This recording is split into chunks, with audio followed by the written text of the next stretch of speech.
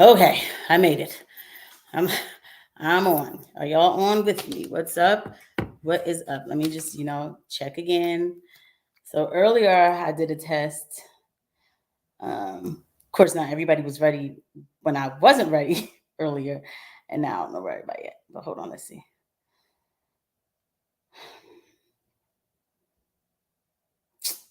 Why can't I find this live on my All right. Why can't I find this live on my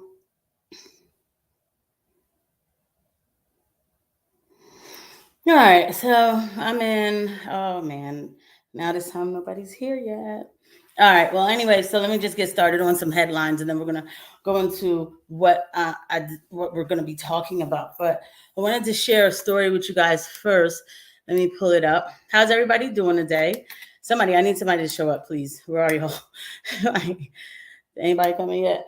Damn, that's what I get. That's what I get. Uh, hold on.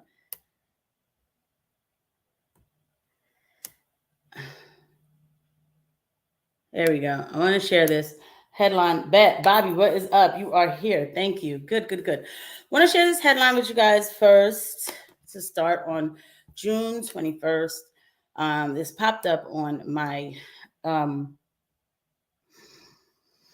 on my phone, and I was like, oh, I need to find that Amish farm as fast as possible.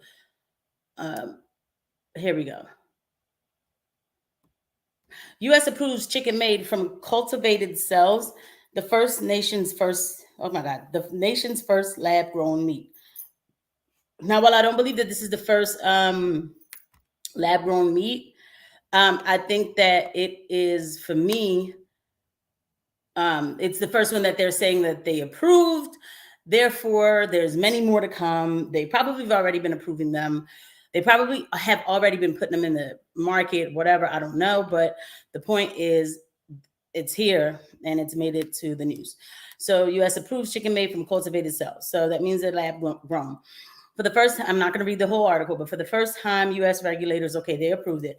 The Agriculture Department gave green light to Upside Foods and Good Meat firms that had been racing to be the first in the U.S. to sell meat that doesn't come from slaughtered animals. What's now being referred to as cell cultivated or cultured meat as it emerges from the laboratory and arrives on dinner plates. The move, so how do they make it? I don't care about all that just yet. Instead of all that land and all that water that's used to feed all of these animals that are slaughtered, we can do it in a different way. The companies receive approved data. So what's the different way? Okay, cultivated meat is grown in steel tanks. Okay, guys. Okay, so it's grown in steel tanks using cells that come from the living animal, a fertilized egg, or a special bank of stored cells. In Upside's case, it comes out in large sheets that are then formed into shapes like chicken cutlets and sausages. Can throw it away. Like it, just throw it all away.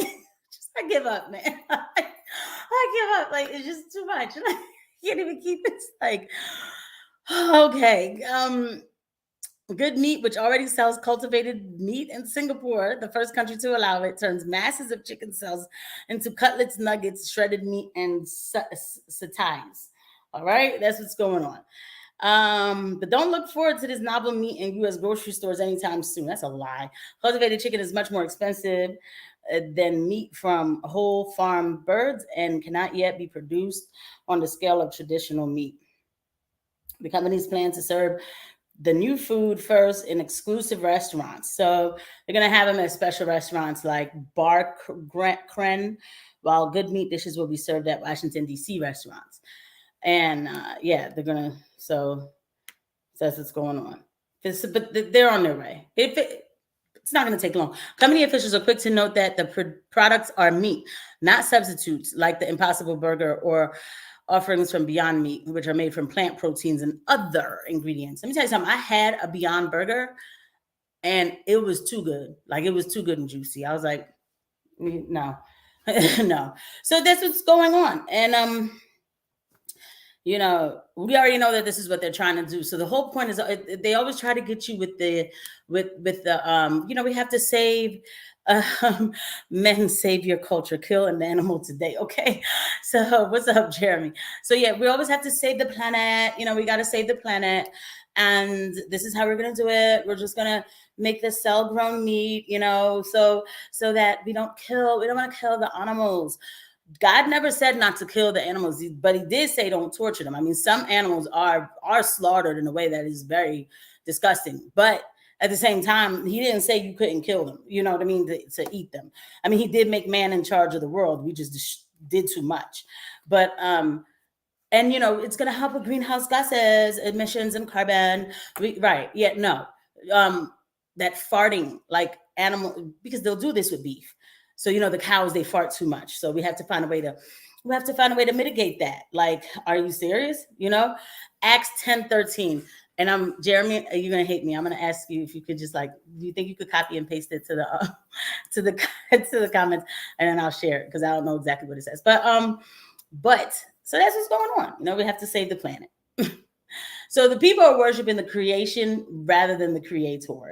And when you get that happening, when that's more important, they will sacrifice you. They'll be like, yeah, but these chemicals that goes into processing this meat, is it safe for humans to take in? We don't know. We'll see. But hey, we have to save the planet.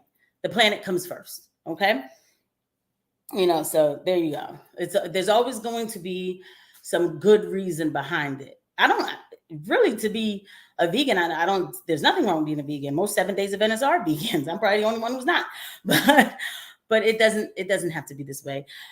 And hold on. Jeremy shared it. And the voice came to him, rise, Peter, kill and eat. Yes. So exactly. So, I mean, God had everything in store. This isn't that live, but he did have everything. He had the whole ecosystem plan. He had the whole world in his hands. Remember that? But but the humans they'll do it better. It's not going to help with greenhouse gases because we stop eating them. So there's going to be even more livestock roaming around. Yes, Bobby, except for they're going to kill them. That's what they're doing. Remember last year, like 2,000 cows just all of a sudden were dead. Just all of a sudden at the same time they were dead. Like, that to me, they were like, oh, well, it could be because of the heat. I'm like, yeah. So at 3 o'clock in the morning, they all kaput, they died. That didn't just happen in America. There were other places in the country where livestock animals were just dropping dead. And they've also been conserving the forest. So they call themselves like killing forest animals to save the forest. I did do an episode on this channel. It's called Kill the Cows. So if you ever get a chance, go ahead and check it out. Kill the Cows, where I talk about this, where to save the planet, to conserve the planet, we have to kill the animals, but that's going to save climate change. I know. Take everything natural out of the world, right? I know. But anyway, like I said, this is not that episode. What's up, Justin? What is going on? What did Jeremy say? Bear in mind, there's another form of carbon after livestock they want to reduce. Absolutely. Yeah, absolutely. When you know that you are made of mostly carbon, you are a gem, you're a diamond, and you hear them say, we want to reduce the carbon footprint, it kind of hits different. It's like, well, damn, what do you mean by that? What footprint? What do you mean?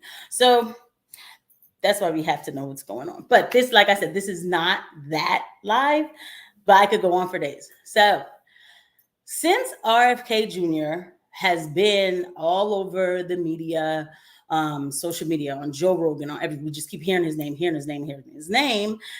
I, of course, got into the rabbit hole of his father. And he made a speech. RFK Jr. made a speech yesterday that was it was great. It was wonderful. Now, everybody knows I am a Trump girl, and there's not much that's going to change that. But I think that RFK Jr. should be on a Trump administration. He was before. He actually talked about it on Joe Rogan. His speech was amazing, though, because he was talking about the Ukraine war, and he was talking about it, though, in a very logical and sensible way. And he sounded a lot like his uncle, JFK, who made a very, a lot of people think that probably the most important speech that JFK made was on June 5th. I can't remember, the 1963. How could I forget the year? That was the year they took him out. And in that speech, JFK was talking about how, we need to have peace and really look at peace in a practical way, and looking at the Soviet Union as not our enemy, and also not using American weapons of war to place our influence in other countries. He said, we should never do things like that. That he was saying the Soviet Union thinks that we're going to do stuff like that, but it's propaganda, even though I know he knew that they were going to do things like that. Like he knew it. He knew what the CIA was up to. And then that same year, he was gone. And so Robert F. Kennedy, he ran for president 5 years later. And before he ran for president, like he went through a lot. Like, all right, his brother died, but he was still in the administration. Lyndon B. Johnson took over, and well, we know what that presidency was like. And he took over, and him and LBJ did not get along. And then he ran for senator, but he had to do like a lot of soul searching. Then he ran for senator in New York, and he won. And when he was running for senator, so he used to be, they describe him like back in 1963 and stuff, that he was a neocon, basically. Like he was a war hawk. Like his thing was like, no, we need to go, we have to go fight Russia or Soviet Union, whatever. We gotta do whatever it takes. Weapons, weapons, weapons. But he, in fact, after soul searching, after his brother died, and after really like going around the country, meeting people and seeing really what was going on, and I think he even went to certain places in the world and just seeing different things, he realized that that's not really the way, that using weapons should not be a way of persuasion to other countries, that we could have actual diplomacy, where we could actually invest in other countries and persuade them that way. You still keep a strong defense, but, you persuade them with actual investments and infrastructure, basically what China's doing today. So that was the Kennedy model. That actually was supposed to be the JFK model, but they took him out before he could do it. And the Vietnam War was going on around that time when RFK Jr. decided he wanted to run for president. And so he ran on an anti-war. So today to define his policy, I would call it an anti-war America First policy. It absolutely was. He was able to kind of melt together the foreign policies of being able to bring American values around the world, but making sure that we knew what our values were at home, so that we were bringing the right values around the world. And so his thing was, we have to end the Vietnam War. There's no reason for us to be over there, and we're just causing more destruction. And he was dead set on doing it. And I have to look into the Vietnam War. I'm not going to sit here and act like I'm a Vietnam War expert, because I'm not. But he was getting headway. And he was really popular. Like his speeches were amazing. He did this one speech. I forgot where he was, but it was the night that Martin Luther King died. And he was able to keep the crowd under control, because everywhere else they rioted. But where he did that speech, they clapped for him. People were crying and everything. But that speech was beautiful. And he talked to the crowd, and he was able to keep everything under control. So RFK Jr., he was really a loved man. He really was. And I don't think that we talk about his situation enough, or as much, of course, as his brother, because if you really think about it, it's like that was the president, and then they murdered him, like he was dead, and that was the whole president. But RFK's assassination is one that should really be discussed. And so he's making headway, he's getting popular, and then he wins. He was afraid to know, like, okay, he was nervous that he wasn't going to win California in the primary, and he won over California, right? So they were saying that the person who basically wins over California will go on to win the Democratic nomination for president. So he won California. And as he's making the speech saying, in Los Angeles, and he's happy that he won, and he says, now we're going to go on to Chicago. And he never made it to Chicago. And that's what I want to show today. And so what the story goes is that Sirhan was some Palestinian terrorist who killed RFK. But that case has more holes in it than even the JFK one. So let's go ahead. Yeah, we're going to talk about Sirhan Sirhan being up for parole and what happened to him being up for parole.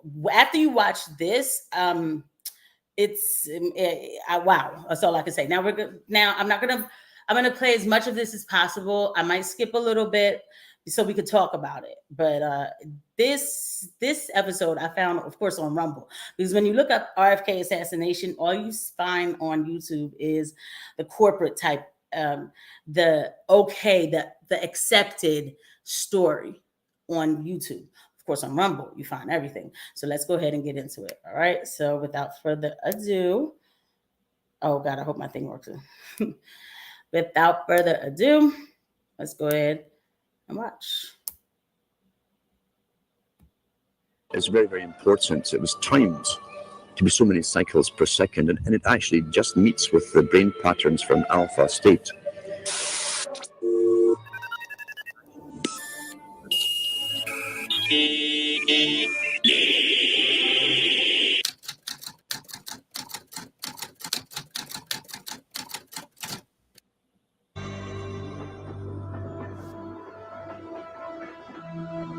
What's up, JC?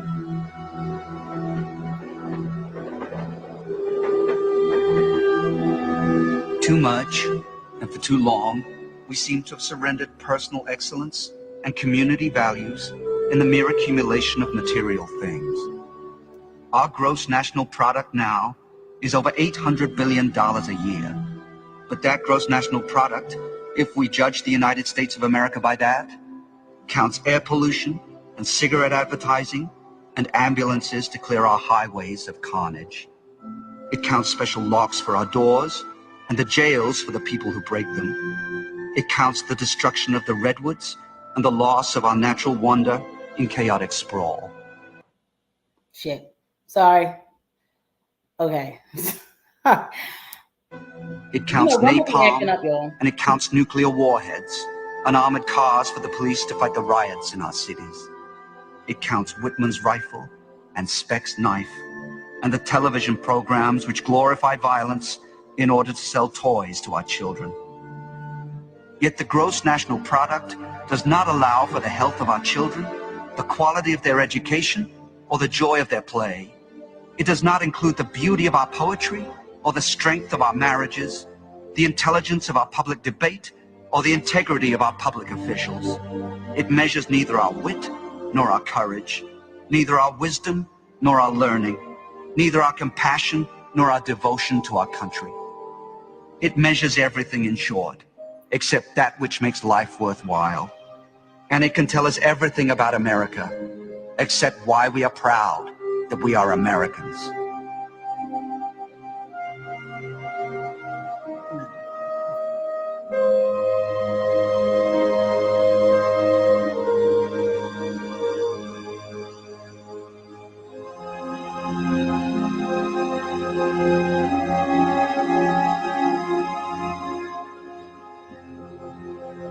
So that's like footage of him, and I've heard about this train ride where people really loved him, and they, he's waving to the people and everything.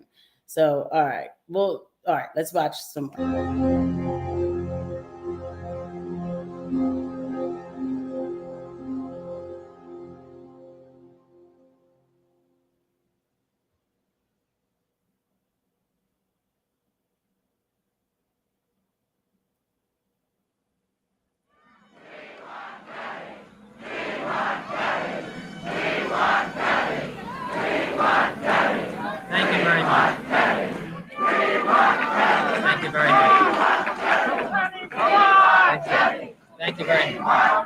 Thank you very much.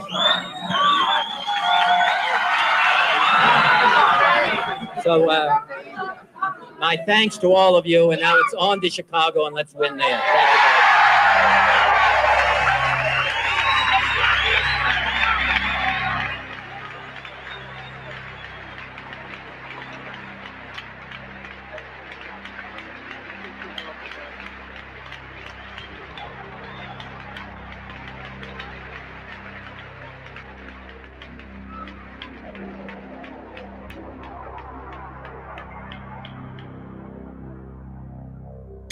Thank you very much. Off the door!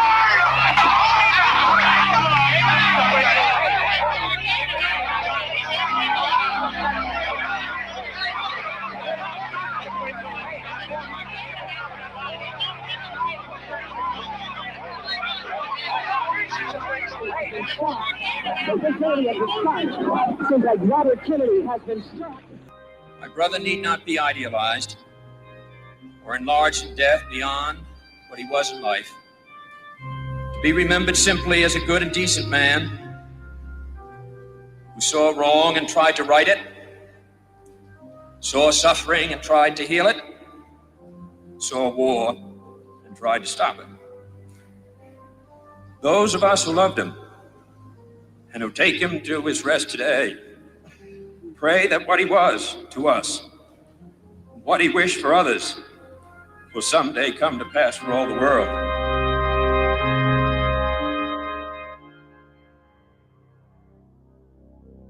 Immediately after the shooting, the police arrested Sirhan Sirhan, a young Palestinian. He'd been caught in the pantry of the Ambassador Hotel with a smoking gun. Sirhan was apprehended with a gun in his hand, literally a smoking gun. Okay, first of all, my bad. I should have probably said there's going to be trigger warnings that of some of the footage.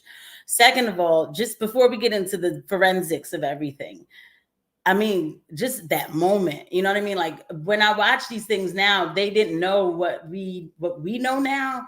Like the man, last words is like let's go on. We're going on to Chicago. He flicks his hair, and then his life is about to end. And so, I mean, talk about a moment where everybody was just happy, very happy, and in an instant, you're about to be really sad, just really like broken in one instant. There were witnesses, many of them very good, who saw Sirhan with the gun, who saw Sirhan shoot at Bobby. Sirhan was immediately apprehended, and for all intents and purposes, it was an open and shut case. Within hours, Los Angeles Mayor Sam Yorty announced the identity of the assassin. That his name appears to be Sirhan, Sarham, Sirhan. Both names, Sirhan. There were 76 people in the pantry that night. All of their evidence flatly contradicts the official version. Every single eyewitness insisted that Sirhan Sirhan was always in front of the senator and at least 6 feet away. Yet the shots that killed Kennedy were fired from point-blank range into the back of his head. I am absolutely convinced Sirhan's gun did not fire the bullets that killed Bobby. There was a second gun there, and it was fired. Born in 1925, Robert Francis Kennedy was the third of 4 sons born to Rose and Joseph Kennedy. Their wealth and social position ensured a charmed life. Bobby was the academic of the family, graduating from Harvard with a degree in law. But in 1959, he abandoned law to run John Kennedy's campaign to win the presidency. Bobby ran a brilliant, sometimes ruthless campaign which ensured his brother entered the White House the following year. He was appointed Attorney General and immediately launched a bitter crusade against organized crime and the men like Jimmy Hoffa who ran it. Case that you betrayed the union membership. Well, I say that is not true, and I say you have no foundation for any such a statement, and you'll produce it to this public Well, hearing. now I'll ask you the question. Civil rights for America's black community became another great crusade for Bobby Kennedy as Attorney General. Every American, no matter what his background, what his creed, what color of his skin, or where he lives, shall walk with dignity and honor in the United States. I think every man's entitled to find a job. I think every man's entitled to raise his family in an area where they have decent schools. In the southern states of America, his support for the Freedom Riders and Martin Luther King earned him the undying enmity of right-wing police and politicians, and the loyalty of the poor, the black, and the oppressed, whom he championed. I was losing faith in the American system, and I was losing faith in my white fellow American. So therefore, when Bobby Kennedy came along, there was a white person who was sensitive to the problems of this nation in a manner that did not gloss over its inequities. After John Kennedy's assassination in 1963, Bobby's wilderness years began. He became convinced that America should withdraw from Vietnam. In his presidential bid, removing troops from Vietnam became a priority. He spelled it out in his final interview, given minutes before he was shot. Had more Americans killed there in the last several weeks than any time during the war. And we're now, 6 months ago, we were talking about bombing Hanoi, and we're concerned about that because we're going to kill civilians. Now we're killing large numbers of them as we bomb Saigon. I just think that we just have to change our policies. And I would hope that the Democratic Party would recognize that. He felt. So let me take and go to the chat real quick. First of all, what's up, Gorillas? Thank you for coming through, even if you couldn't stay long. And I see what you're saying, Jeremy. See, I hate stuff like this because it requires a leap. In both cases, Sirhan is part of it. Why couldn't he have been CIA asset? It doesn't make sense for there to be another gun from the context. Just hold on, though. It creates a giant hole in its own claims that I have no idea how to fill. Just like Magic Bullet thing in JFK, often suggested by people who don't understand ballistics. That's why, but so what we're watching is an actual documentary that was done. So I guess I probably should have gave the intro. This is a documentary that was done, but it seems like in the 90s, from what I can tell by the footage, when they actually used to report real information. And so that's what we're watching. And it will answer everything you said, because I don't like things that require a leap either. But when I watched this yesterday, I was like, there is no leap. There's no leap at all. Like this is clear cut, but this doesn't absolve Sirhan of anything necessarily. Just watch, because I don't want to give up the whole tape. So and we will skip. We're not going to watch the whole thing because we will skip. It's just weird to skip on Rumble. At least YouTube, when you're skipping, it shows you where you're going. Rumble still has kinks that they really need to fix. They really do. Responsible for what was happening in Vietnam. And as a person who was involved in the anti-war movement for several years up to that point, it's one of the reasons I supported him, because I felt he was the only candidate who could end the war. And for a time, it looked as though Bobby Kennedy would become president and bring about change. The California primary was the acid test. Lose and the battle was over. Win and he was certain of the Democratic nomination to fight against Richard Nixon. The campaign concentrated on poor and black neighborhoods. And there, people accepted him. They trusted him. And I think in the polls, when the polling took place in the June 4 primary in 1968, for the first time, Mexican Americans, African Americans were lining up before the polls opened just to be able to vote for Robert Kennedy. At a little before midnight, the return showed a clear victory for Kennedy. For the hundreds of campaign workers and supporters, it was a time for celebration. People were cheering and screaming, and it was wonderful because he just stood there for about 5 minutes just sort of soaking it in. It was very nice to see that, because he seemed to be such a humble, unlike his brother who was rather a showman. Bobby Kennedy, you really felt this sort of kinship with. What I think is quite clear is that we can work together in the last analysis, and that what has been going on within the United States over the period of the last 3 years, the divisions, the violence, the disenchantment with our society, the divisions, whether it's between blacks and whites, between the poor and the more affluent, or between age groups, or on the war in Vietnam, that we can start to work together. We are a great country, a selfish country, and a compassionate country. And I intend to make that my basis for running and over the period of the next year.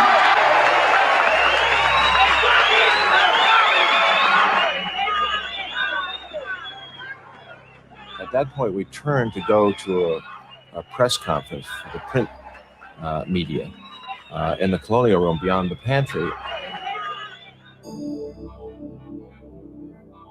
This is so nice. As we headed in that direction, Bob stopped to shake hands with a couple of kitchen workers. I can remember the joy I felt at that point, because I felt this was symbolic of the campaign. That we now have a president.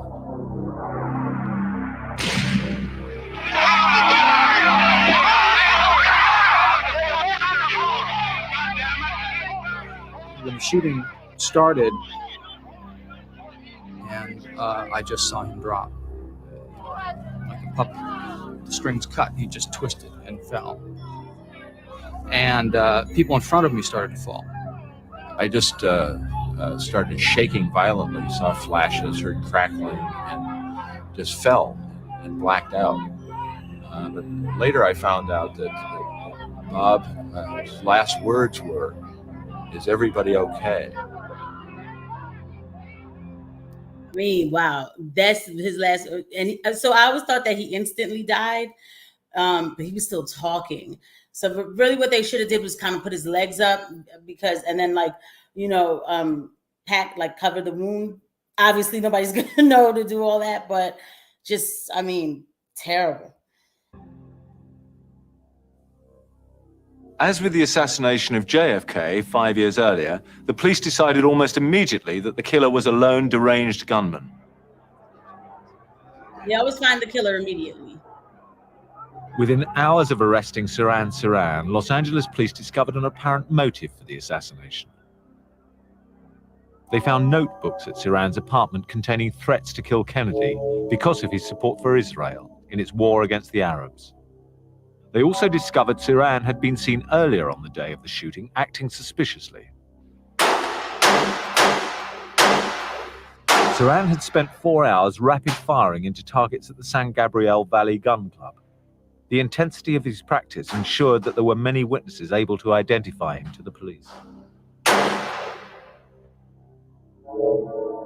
Later, he was seen at the Ambassador Hotel, where Bobby Kennedy was holding his post-election celebrations. Security was provided by a private security company. Los Angeles police had told its officers to stay away from the hotel. It was very unusual in that we had been informed there would be no security at the Ambassador. I say very unusual because when any person of state came into the city, there was at least a minimum deployment of security personnel. With no police guarding the hotel, Sirhan was easily able to slip into the kitchen pantry, concealing a revolver. According to Los Angeles police, as the senator walked through the pantry shaking hands with kitchen workers, Sirhan stepped from beside a steam table and pointed his gun at Kennedy and hotel maitre d' Carl Yucca. Yucca explained what happened next to reporter Ted Chirac in this 1971 film. In front, yeah. I had him right in front of me. I didn't let him pass me. At that time, I hit one shot. I pushed him down and put him over the steam table. And here Sirhan keeps on pulling to the left side. And that's when he starts shooting very rapidly. 5 other people were wounded that night. All had been walking behind Bobby Kennedy through the kitchen pantry. The wounded were taken to the Good Samaritans Hospital in downtown Los Angeles. Robert Francis Kennedy died at 1:44 in the morning of the 6th of June in 1968.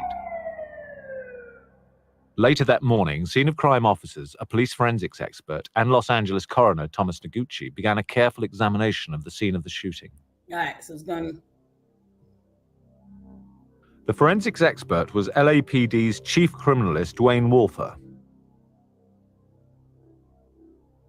Within hours, he drew up a complicated trajectory diagram accounting for all 8 bullets in Sirhan's gun and showing how they had killed Bobby Kennedy and wounded 5 other people.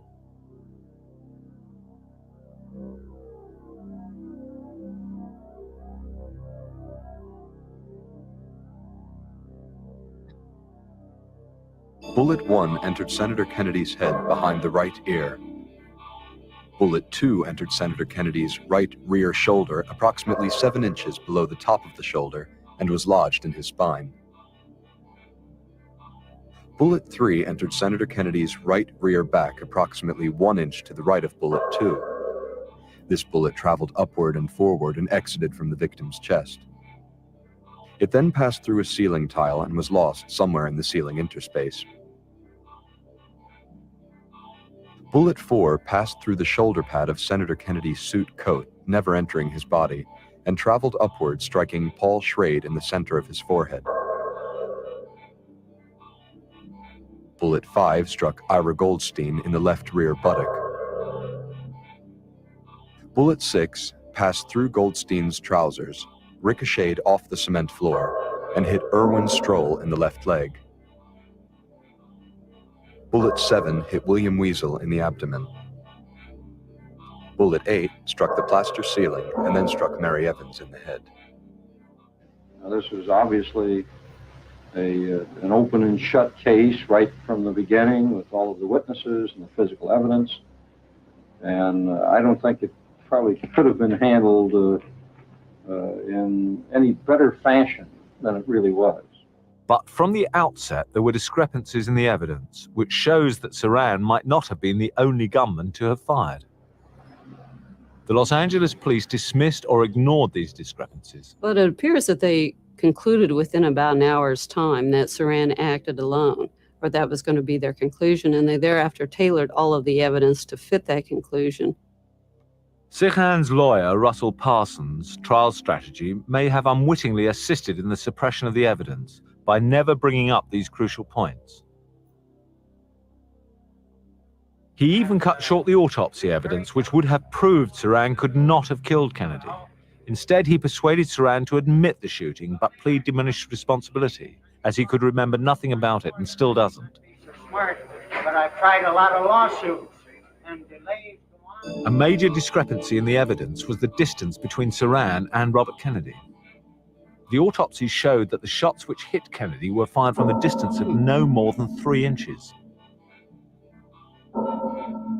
One gunshot wound was found behind the right ear, and there were abundance of a powder deposit on the edge of the right ear. And after testifying the similar weapon, we came to conclusion that the muzzle distance would be a 1 inch from the right ear edge and no more than 3 inches. But LAPD's own star witness, Carl Yucca, who was the closest to Kennedy in the pantry, insists that Sirhan's gun never got that close. So, real quick, let's recap real quick. This is geek out for me. This is geek out type information. You know, if anybody who comes in, and if you have to go, I appreciate you for even coming in, but please hit that like button because it really does help me. But did you hear that, right? Did you hear that? So from the door, you have Sirhan, who is I'm gonna just make myself a little bigger for a second. Sirhan is standing in front of RFK like this, right? But how is it? And this is what I like about this documentary is that they tell you the story first, how it's reported, and how it's reported, accepted. But from the door, it already sounds bizarre. It sounds like it doesn't sound like something that makes sense. Because when I was watching this the first time, I was like, well, wait a second. If he was standing in front of him, I could have swore he got shot. It went in the back of the ear. And so what the coroner is saying, that he could tell by the amount of residue that was behind the ear that the gun had to be close in order to shoot him, in order for that much residue to be there. Mind you, he's standing like this in front of RFK. Now, I'm not saying that so it goes into everything. It really does. But it's not that we're saying he didn't go or he didn't shoot. But I'm just wondering how it works. Did he split in two and he was standing there, but then the ghost Sirhan came behind and did one of these right here? Like, how does that work? Right. So to go to the chat, Bobby says Unsolved Mysteries had an episode devoted just on RFK and Sirhan. I probably saw that when I was a little girl and probably just totally forgot exactly what happened. So I used to watch that all the time. Like, that was appointment television for me at 8 years old, really. But anyway, Jeremy says, for context on Magic Bullet, I'm not saying JFK wasn't ended by as much as I said gun and pointed my hands, I can't say killed by the CIA. What I'm saying is that there's no reason you need a second shooter. Oswald is sufficient. We know the CIA brainwashes. And it's funny that you bring up brainwashing. I'm glad that you know that. And then Bobby says, During the shooting, there are photos of a guy who was standing up on the table with an 8mm camera recording the whole thing. This documentary goes into that. They talk about that too. Like, this documentary is when people used to actually, when you didn't have YouTube or Rumble, when you could actually turn on the television and hear some actual facts, you know. Jeremy says, I'm not here to be contrarian, but that expert is blatantly incorrect about gunpowder stuff. I don't know why he is, but how did it go in the back of the ear? So you know what I mean? Like, it's just, I'm still not understanding. So my concern is not about that. My concern is a lot of these pictures that don't make sense. I know, but look, you have another 3 feet or so before the residue amount drops. I'll even give you that, but it entered the back of the, you know what I mean? But it entered the back of the ear. So that is just still not making any sense. Like, if it went this way, because the bullets went this way, and Sirhan wasn't staying, you know what I mean? Like, he wasn't flying from the top. So, but anyway, the documentary goes into everything, but it just everything that surrounds this. I'm sorry, like, I don't think that Sirhan was a sharpshooter enough. Let me just put it that way. You know, so sometimes you need insurance, you know what I mean? Like, sometimes you just need to know that the job is going to get done. So I'm not laughing at the situation like it's funny in any kind of way, because it's not, but you know, insurance. I think that there was insurance. How far would the gun muzzle be from Senator Kennedy's head? About 1.5 feet, I would say 1.5 feet, 2 feet. Yucca's evidence was never heard at the trial, yet it was supported by all other eyewitnesses in the pantry. The muzzle of Sirhan's gun was 2 to 3 feet away from Senator Kennedy's head. The gun was at least 2 feet away at all times. The closest the muzzle of the gun got to Senator Kennedy was approximately 3 feet. Los Angeles police knew the evidence contradicted their version of events. They even filmed a series of reconstructions using witnesses like Carl Yucca. Yucca repeatedly told the police that Sirhan's gun never came within 1.5 feet of Kennedy, and could not therefore have fired the shots which the autopsy showed had killed him. These reconstructions have been kept under lock and key since 1969. LAPD has never acknowledged their existence. And meanwhile, too, we also have to remember, after he fires, he never got a chance. I mean, how fast do you fire 8 rounds? Because somebody, when he fired, they grabbed them and they started tackling them down on the table. Distance. A similar set of reconstructions was filmed by the Los Angeles District Attorney with eyewitness Lisa Urso. In them, Urso can be heard placing Sirhan several feet away from Senator Kennedy. The person who had the gun in their hand was about 3 or 4 feet from the senator, and stopped to shake hands. And at the same time, turned to shake hands. Somebody brushed my side. It looked as if they were going to shake hands with the senator. And about a foot in front of me, I saw him reach around to his left side and pulled out something. And in that minute, a few moments, I saw the gun at the top of his head. Saw fire come out of the gun at about that time. This film has never been seen before. The District Attorney's Office has never released it. The official reconstruction shows that Sirhan was always in front of Senator Kennedy. This is supported by all the eyewitnesses who insisted that Sirhan was in front of Kennedy at all times. Yet the autopsy said that the shots that killed Kennedy were fired from behind. So how could Sirhan have been in a position to shoot the senator? Was it possible for Sirhan to get behind you and behind Senator Kennedy and shoot from behind?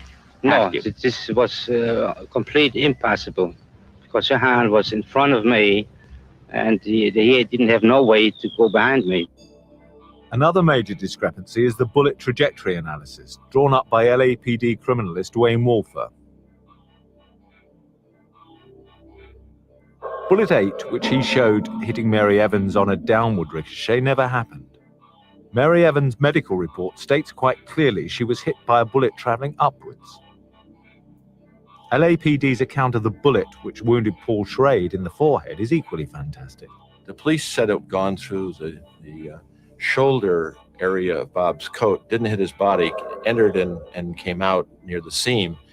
We found photographs in the Los Angeles Police Department that showed a police officer wearing Robert Kennedy's coat, and a rod had been put through those two holes to show the bullet path, which went in a steep upward direction away from me. So it really seems strange to me, a bullet that's going through the coat and at this upward direction away from me would hit me in the head. I would have had to have my head on Robert Kennedy's shoulder for that shot to have hit me, or been 9 feet tall. What is interesting is that you have probably 6, 7, 8 good eyewitnesses who were right there, who have never wavered from what their original statements were. And in that instance, they are probably very reliable. But these discrepancies between the eyewitness evidence and the LAPD case didn't worry Attorney General Everett Younger. Oh, I don't think there were any major discrepancies.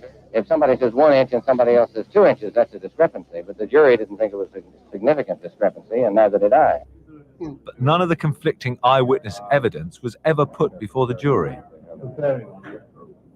The LAPD case rested on the ballistics report drawn up by its chief criminalist, Dwayne Wolfer.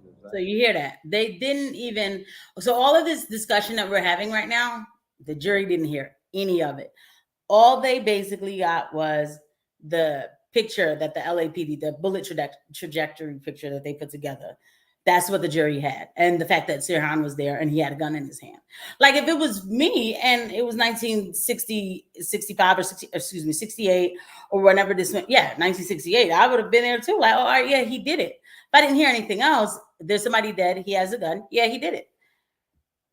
I think that... And again, he did shoot the gun. I'm not saying he wasn't there. I'm not saying that he's innocent of anything, to be honest.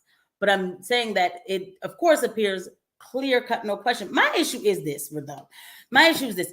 I need to know the whole story. You know what I mean? Like, I need to know the whole story because it's dangerous to just open and shut a case without the full story, especially fast forward today, the kind of government control that we are watching happening right now. I'll tie it all together at the end. There's no doubt that the courts all around this land who have entertained his testimony and in other countries where he's gathered evidence share my opinion that he is a man who is extremely sound and extremely scientific and extremely qualified. Throughout its inquiries, Los Angeles police maintained an unshakable confidence in its forensics expert. In 2 other cases, courts have rejected his evidence completely. One judge described his testimony as negligently false, borders on perjury, and is at least given with a reckless disregard for the truth. In the Kennedy case, his account of the number of bullets is directly contradicted by the FBI and its own scene of crime officers.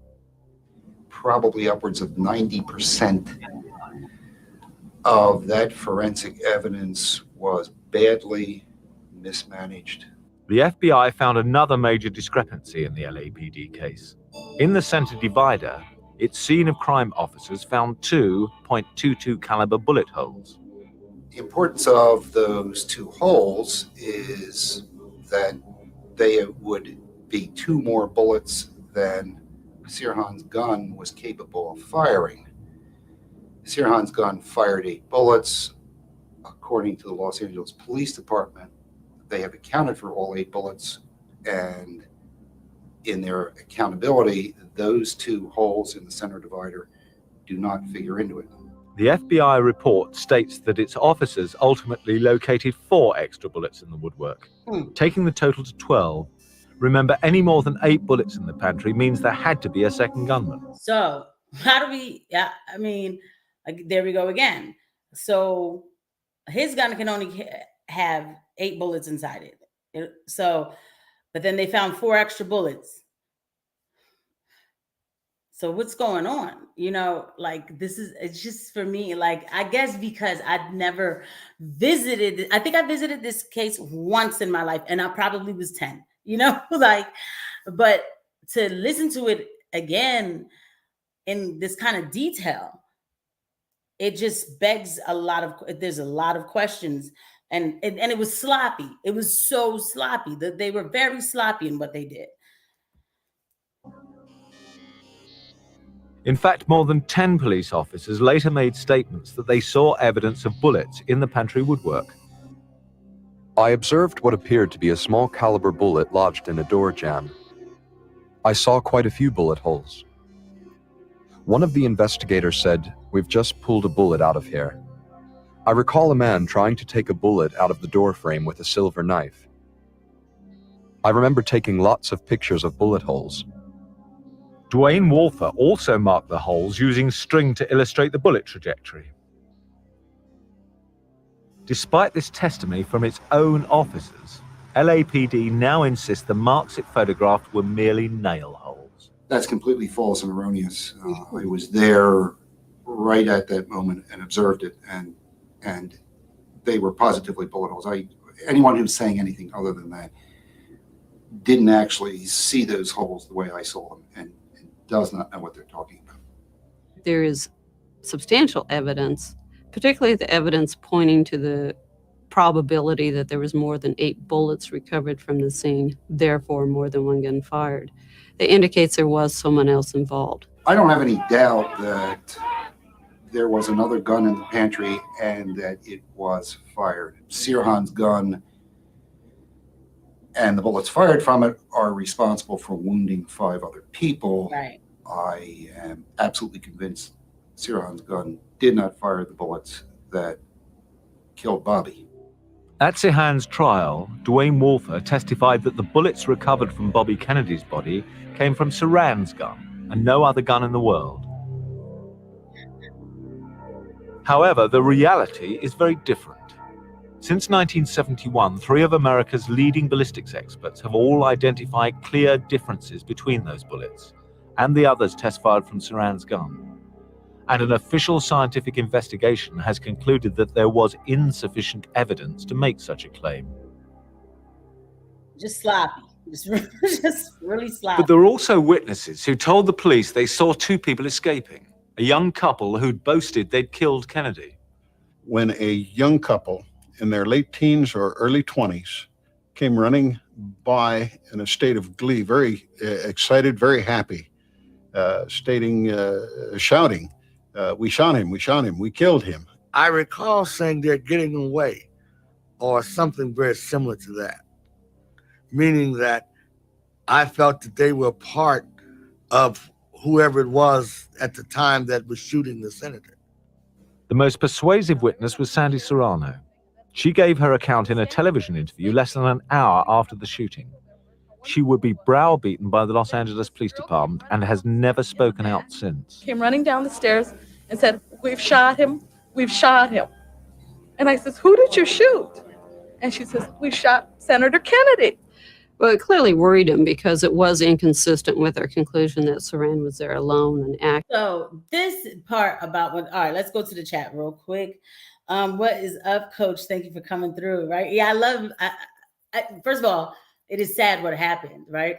But I like asking questions. This thing is full of questions to me. This whole situation.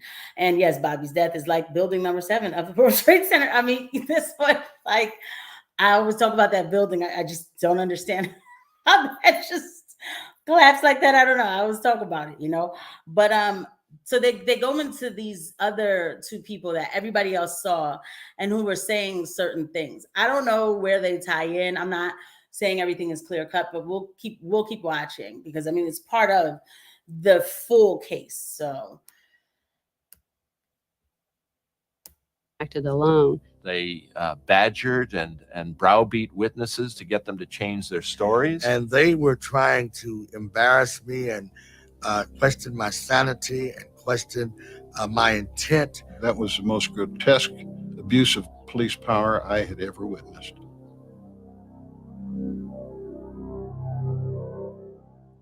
Sirhan Bishara Sirhan was found guilty of first-degree murder and sentenced to death, which was later commuted to life imprisonment.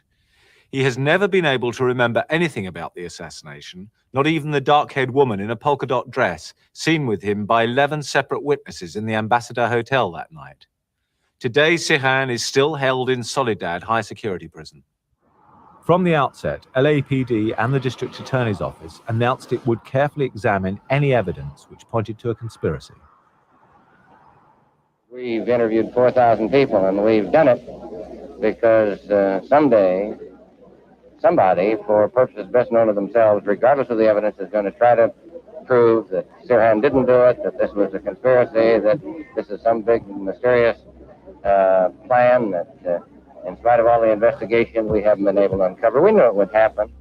I mean, a statement like that, right? I mean, it is probably obvious to say something like that, especially after JFK's assassination. I'm not going to question why he said that. After JFK's assassination, apparently that's when people really started using the term conspiracy theories, because people had questions. There were holes, so people had questions.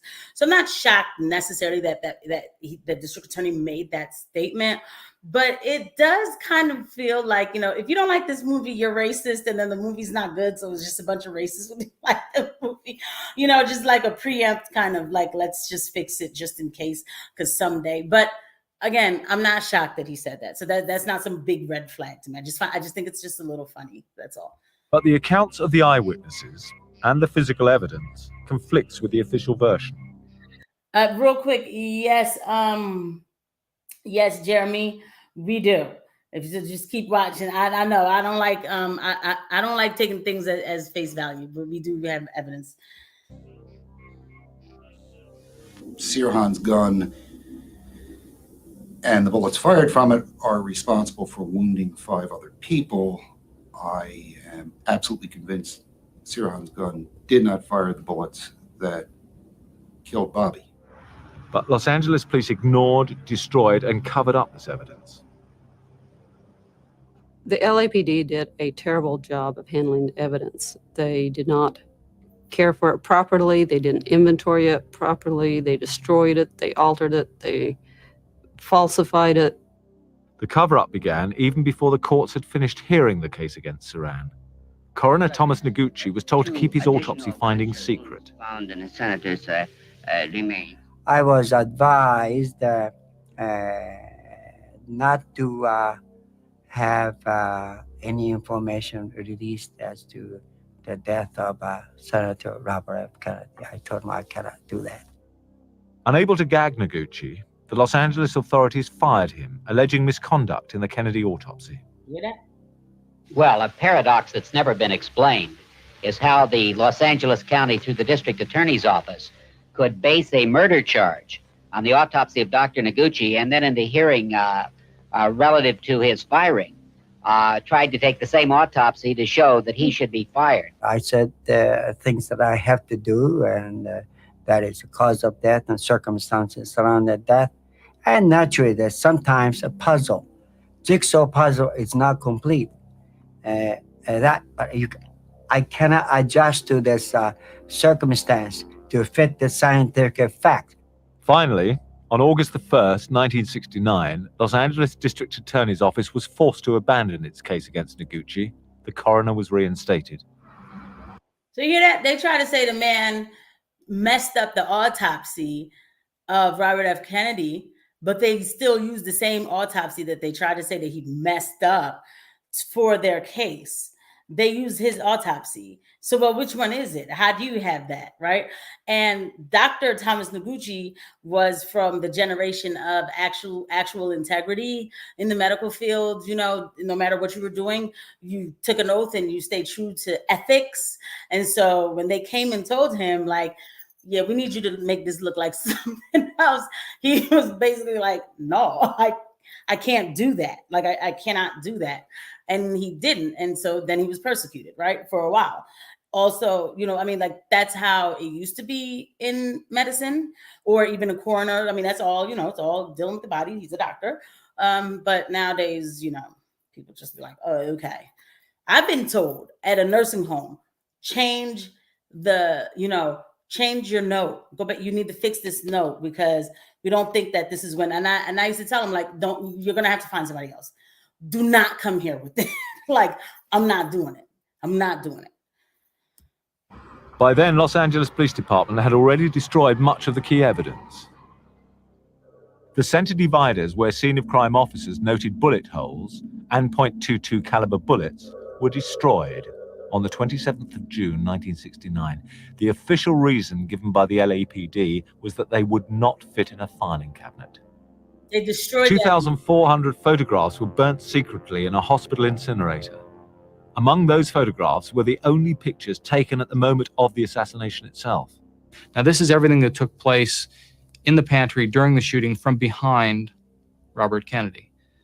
So what that would have shown, the interesting part about that would have been, you would have seen, if there were a second gun, you would have seen the position of everyone. Most important, you would have seen the position of Robert F. Kennedy when the shooting took place. Scott Enyart was a Bobby Walds, the actual Bobby on this chat. I hope you're still watching. Here goes the information about the pictures that were taken when this was happening. 15-year-old amateur photographer and Kennedy supporter. Within minutes of the assassination, LAPD went to extraordinary lengths to get hold of his film. I looked up to see a shotgun. I looked up to see guns drawn all around me. They took my wallet. They took my camera. They took the film out of my pockets. They took me and they tossed me into the back of a squad car, which was sitting out right in front of the entrance. LAPD promised to return all Scott's film, but when he called at the Parker Center police headquarters, his photographs were locked in a security cabinet. And I was not allowed to look at the film. They took this stack of prints and one of the detectives shuffled through them and separated it into two piles. And basically he gave me the photographs from one roll of film leading up to the assassination and then everything after the assassination. Everything that I had taken in the pantry was gone. Those photographs, which might have either proved or destroyed the prosecution's case, had been incinerated by order of LAPD. If the police department was right, then my photographs only would have proved that they were right. So for them to destroy it only leads me to believe that that something's being covered up. Did you hear that? You know, they destroyed it. And so, of course, like we know that this is a documentary from 1990 something, right? So this isn't StreamYard where I can pull up the document and show it to you clearly. They're showing you the documents in this documentary. Obviously, they look like I'm not saying that they're not real. I'm sure if we go and we Google them, we could find. Maybe we could find them. I would imagine we still could find them in the archive, but they're showing you the tickets of like the things that they burned, you know, the pictures. They burned the beams that had the bullet holes in them because they wouldn't fit into a filing cabinet. So it was just going to burn evidence from the senator's assassination. This isn't just some random Joe Schmo on the street, dog. This is Senator Robert F. Kennedy's assassination. We're just going to burn evidence. So nobody ever can come back and look at it, you know, 30 years from now or however many years when they have more technology to see that something's not adding up. They won't be able to prove it or whatever, right? There's no reason to have destroyed that evidence. There's no reason to have summarily destroyed at such an early stage all the photographic evidence. I can't come up with a logical reason why they would have done that. But LAPD was still faced with the testimony of the witnesses who claimed to have seen a man and a woman with Saran in the Ambassador Hotel crowds less than an hour before the assassination. There were three people that just didn't fit. They were not as happy as everyone else. They had sour faces, and there was just something about them that just didn't rub me right. And I had told a friend of mine about their presence, and later on, I saw them in the pantry when I first went through, and I saw the short person who turned out eventually to be Sirhan, and I saw a taller gentleman and a lady, a very well-built lady with a white polka dot dress on. Official LAPD files reveal that at least 11 witnesses noticed Saran in the company of the polka dot dress girl and another man inside the Ambassador Hotel in the hours before the shooting.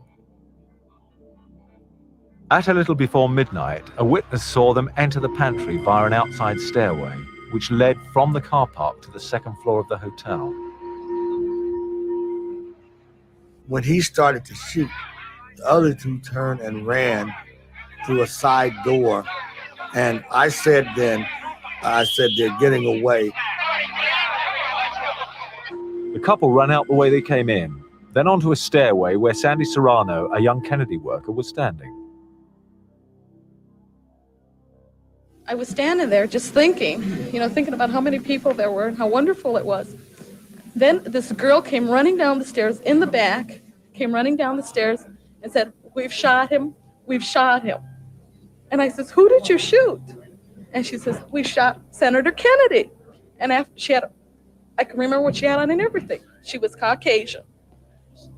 She had on a white dress with polka dots. She was light-skinned, dark hair. She had black shoes on, and she has a funny nose. And after that, a boy came down with her. He was about 23 years old, and he was Mexican-American, because I can remember that because I'm Mexican-American. Sandy Serrano wasn't the only witness to the escape of the polka dot dress girl and her companion. LAPD Patrol Sergeant Paul Chiraga was the first police officer on the scene. He arrived within minutes of the shooting.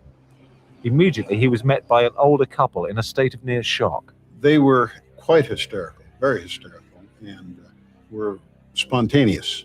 The woman stated that she and her husband were just outside the embassy room when a young couple in their late teens or early 20s came running by in a state of glee, very excited, very happy, shouting, "We shot him, we killed him." And the woman says, Who did you kill?"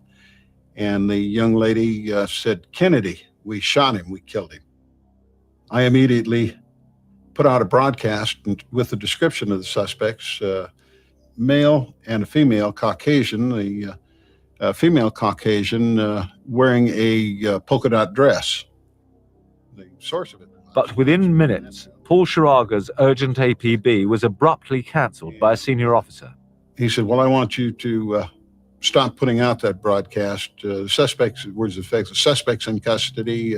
He didn't want to make a conspiracy out of it, or didn't want anyone to make a conspiracy out of it. The official police notebook entry Paul Chiraga made of the old couple's name, address, and phone number mysteriously disappeared. It was followed by all 3 official copies of his meticulous duty report detailing their testimony. But LAPD didn't know that Chiraga had kept a copy at home for safekeeping. 2 senior officers secretly created an entirely bogus interview with Chiraga, completely changing his evidence about what the Bernsteins had told him. Is they took an earlier report of mine, had changed the wording in it to reflect that I had retracted my initial statement. The bogus document suggests that the polka dot dress girl said they shot him, not the more incriminating "we shot him." This in itself was wrong. It's a criminal act to modify an official report, but it hit me the moment I looked at it. So stick with the documentary about this polka dot dress girl. I don't think that it's necessarily that they did it or whatever, but the actions taken behind even an account of what a witness is saying is what's more important here. So just pay attention, I feel like, to that, like what they're doing about this information, even if it isn't, even if it didn't turn out to be anything, but how they handled it. I never gave this report. I was never interviewed, and this is false. The detectives forced witnesses to undergo a polygraph test and claimed the results proved that the witnesses were lying. No reliable record of those results were ever made public, but audio tapes prove the police broke every rule covering the conduct of such tests. I think the best example of the coercion of witnesses is the polygraph interview that Sergeant Hank Hernandez took of Sandy Serrano. Sandy was a young woman, she was about 18 years at the time, who stated that she saw a young woman in a polka dot dress and a male come out of the ambassador yelling, "We shot him, we shot him." That, of course, would have been indicated an accomplice to Saran and was inconsistent with the one gunman theory. So the LAPD wanted to get her to retract that. Sergeant Hernandez called her in for a polygraph interview and spent 40 to 50 minutes just haranguing her and trying to get her to retract that statement. I think you owe it to Senator Kennedy. Okay, so Jeremy, this is here we go. This is some audio of how they talked to this young lady about what she said, okay? Because yeah, we can't take everything face value. You know, we can't just, somebody could just say like, well, they made me, you know, they forced me to take it back, and you know, you have to, it's like, oh, well, did they or did they not? But judging by this audio, we'll see how it sounds, right? The late Senator Kennedy, to come forth, be a woman about this. If he, and you don't know, and I don't know whether he's a witness right now in this room watching what we're doing in here. You hear this man evoke the ghost of Robert F. Kennedy. Tells him, we don't know if he's a witness right now in this room, okay? Don't shame his death by keeping this thing up. I have compassion for you. I want to know why. I want to know why you did what you did. This is a very serious thing. I think those people. No, Sandy. Remember what I told you about that? You can't say you saw something when you didn't see it. Sandy, look, I can explain this to the investigators where you don't even have to talk to them, and they won't talk to you. I can do this. But please, in the name of Kennedy. I don't want to name of Kennedy, but that's different.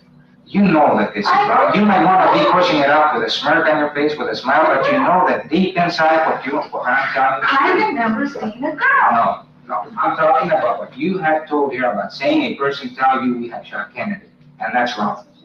No, it isn't, Sandy. Please, don't laugh it off. It's a hurry. Look it. I love this man, and you're shaming if right now, if he can't even. Well, I'm trying not to shout, but this is a very emotional thing with me too, you see. If you love the man, the least you owe him is a courtesy of letting him rest in peace. Today, Sandy Serrano insists that she never recanted and that her evidence was true, but she is now too scared to speak out publicly. Well, certainly she's in fear of her life. Probably if I had good sense, I'd be in fear of my life. Hear that? So y'all see, like, he's telling her like, oh, I love this man, and if you know, let him rest in peace. Let him rest in peace. Stop saying that you saw this. Let him rest in peace. And she's like, I know what I saw, but she's also smart. Like, yeah, I ain't even gotta worry about it because never talking again. I had to look her up to see where she's at. I bet she's in total obscurity. I would be too.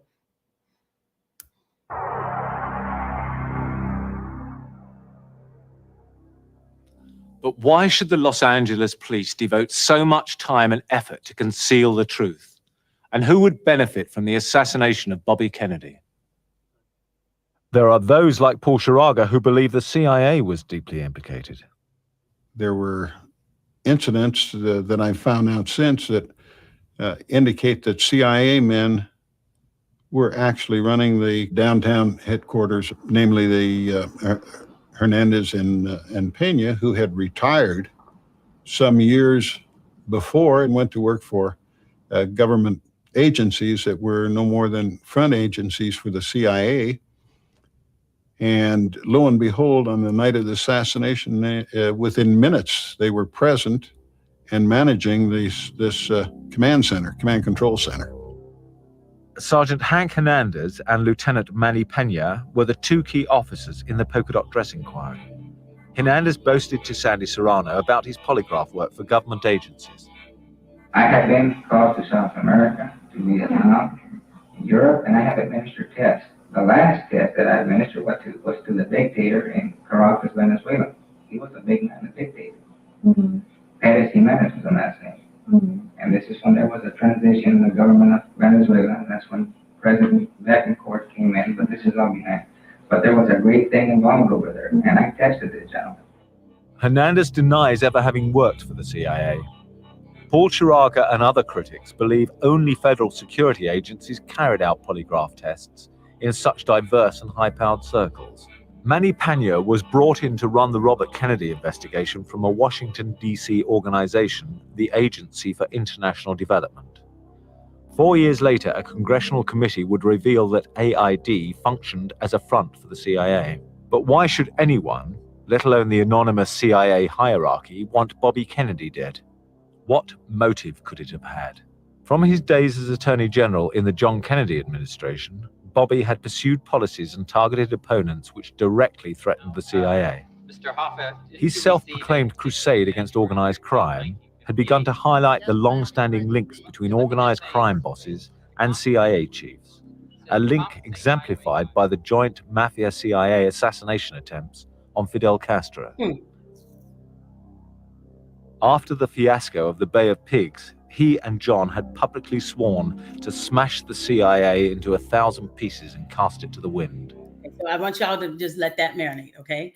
Like you can't say things out loud. Like if that's your plan, you shouldn't say things out loud. You just shouldn't, because they wanted to dismantle this group. They wanted to dismantle this group, and they both have questionable demises.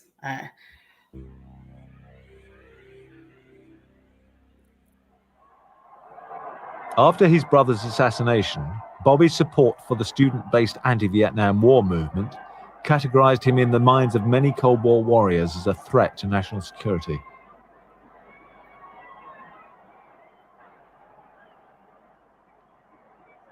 One thing is clear in this year of 1968, and that is that the American people want no more Vietnam.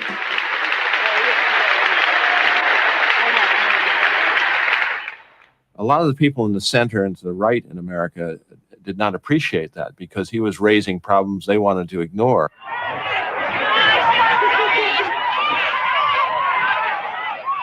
I think that we have a structure in this country, and I refer to them as a corporate war machine, or you can refer to them as whatever you want.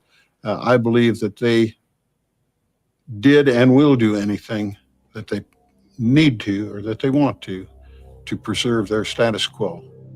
That Cold War mentality flourished above all within the CIA and led to seemingly bizarre experimentation. From the end of World War II to the end of the 1960s, the CIA spent hundreds of thousands of dollars on brainwashing and mind control experiments. Their aim was to create a hypno-programmed robot assassin who would have no memory of his crimes. It was spelled out in this 1953 internal report on Project Artichoke. Can an individual be made to perform an act of attempted assassination under the influence of artichoke? As a trigger mechanism for a bigger project, it was proposed that an individual be induced under artichoke to perform an act, involuntarily, of attempted assassination against a prominent politician, or, if necessary, against an American official. That's about 20% of the population can be regarded as highly hypnotizable. They can usually be programmed to do something that's somewhat against their grain. Dr. Herbert Spiegel is one of America's leading experts on hypno-programming. He has studied the CIA's attempts to robot assassin. If we get a highly hypnotizable person who is subject to the proper programming under controlled conditions and is subject to some degree of supervision and exposed to the target within a reasonable range, it is quite possible and even probable that he will comply with the program and end up not being fully aware of what he's doing. By the mid-1950s, internal reports indicate the CIA had accomplished its self-appointed task. Morse Allen, head of the Behavioral Control Program at Langley, Virginia, successfully hypno-programmed his secretary to shoot her best friend with an unloaded gun. Afterwards, she remembered nothing. In general, there is a spontaneous amnesia for the stimulus and the program, and sometimes if that's reinforced by the instructions of the programmer that you will not remember, the odds of the amnesia is even greater. At his trial, psychologists testified that Sirhan Sirhan was in a hypnotic trance throughout the assassination and suffered from a complete memory loss of the shooting. I said to myself, Sirhan, you're going to die for this crime. God damn it, face up to it. At least admit it, make it worthwhile to your own self. And I tried and tried and tried, to recollect it, to reenact it. But God damn it, nothing comes up. Because the evidence of hypno-programming was not pursued, Sirhan's prison psychologist, Dr. Edward Simpson, described the trial as the psychiatric blunder of the century. He pleaded to be allowed to deprogram Sirhan. But he told me that he was instructed by the warden that he was not to pursue this and not to examine Sirhan any further. And then he said that he insisted that he had the right to do this because he was the official psychologist for the prison. And shortly thereafter, he was dismissed. If the CIA's hypno-programmed robot assassin experiments sound the stuff of fiction, its own documents proved that it was possible, and that the agency had managed to create hypno-programmed killers by the time Sirhan fired at Bobby Kennedy. According to experts like Dr. Herbert Spiegel, this fantastic-sounding plot has been put into operation. It, in fact, has happened, but the people who arranged this don't go around advertising that they do it or how they do it. But there are always those who need to boast about their experience. William Bryan Jr. was for almost a decade retained by the US government as its leading hypno-programmer. In criminal law, yes, I am. I sure as hell am. You have to have the person locked up physically. You have control over them. You have to use a certain amount of physical torture involved. And there is also the use of long-term hypnotic suggestion, probably drugs, whatever, and so on. Under these situations where you have all this going for you, like the prison camp and so on, yes, you can brainwash a person to do just about anything. What I'm speaking about are the innumerable instances that we ran into when I was running the country's brainwashing and anti-brainwashing programs. Less than a year before his death in 1976, William Bryan Jr. allegedly confessed to two prostitutes that he was the man who hypno-programmed Sirhan Bishara Sirhan. So I'm not going to take the word for two prostitutes. So, I mean, maybe he did say, but maybe he was just trying to impress the prostitutes, right? But because I have to play devil's advocate for the integrity of this channel. So I'm not, that last piece, I'm not going to go ahead and go with it. And it's a lot for me to even swallow that things like that happen, which is weird because I come from a culture where they bathe in that type of stuff, but it's a lot to swallow. It is more than 2 decades since Robert Francis Kennedy was assassinated. There are still many discrepancies in the official version. This murder is still shrouded in mystery. We asked Los Angeles police to comment on the evidence brought out in this film. This was their response. After a thorough investigation by the detectives of the LAPD Homicide Division, the evidence was passed on to the Los Angeles District Attorney's Office, who reviewed all material thoroughly. After said review, the subsequent court case resulted in Sirhan being found guilty. The only true resolution of this case is to reopen it entirely. We want truth. We want them to investigate cases in whatever manner is necessary to ascertain the truth, and they simply have not done so. They've destroyed evidence, they've altered evidence, they've coerced witnesses into retracting statement, and then they've done everything they could to keep all of this from coming out to the public. Recently, a new bid, the second inside a year, was made to persuade the Los Angeles grand jury to reopen the investigation. For more than 20 years, the evidence has been suppressed and kept out of court. Don't you think it's about time we were told the truth?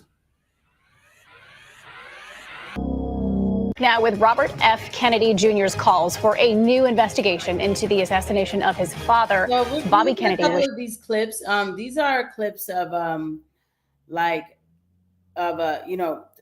because this whole thing that whoever put this together, and shout out to them, whoever put this together, they add a little bit of extra stuff from current times into this. But we'll look at a little bit of them and then we'll wrap things up.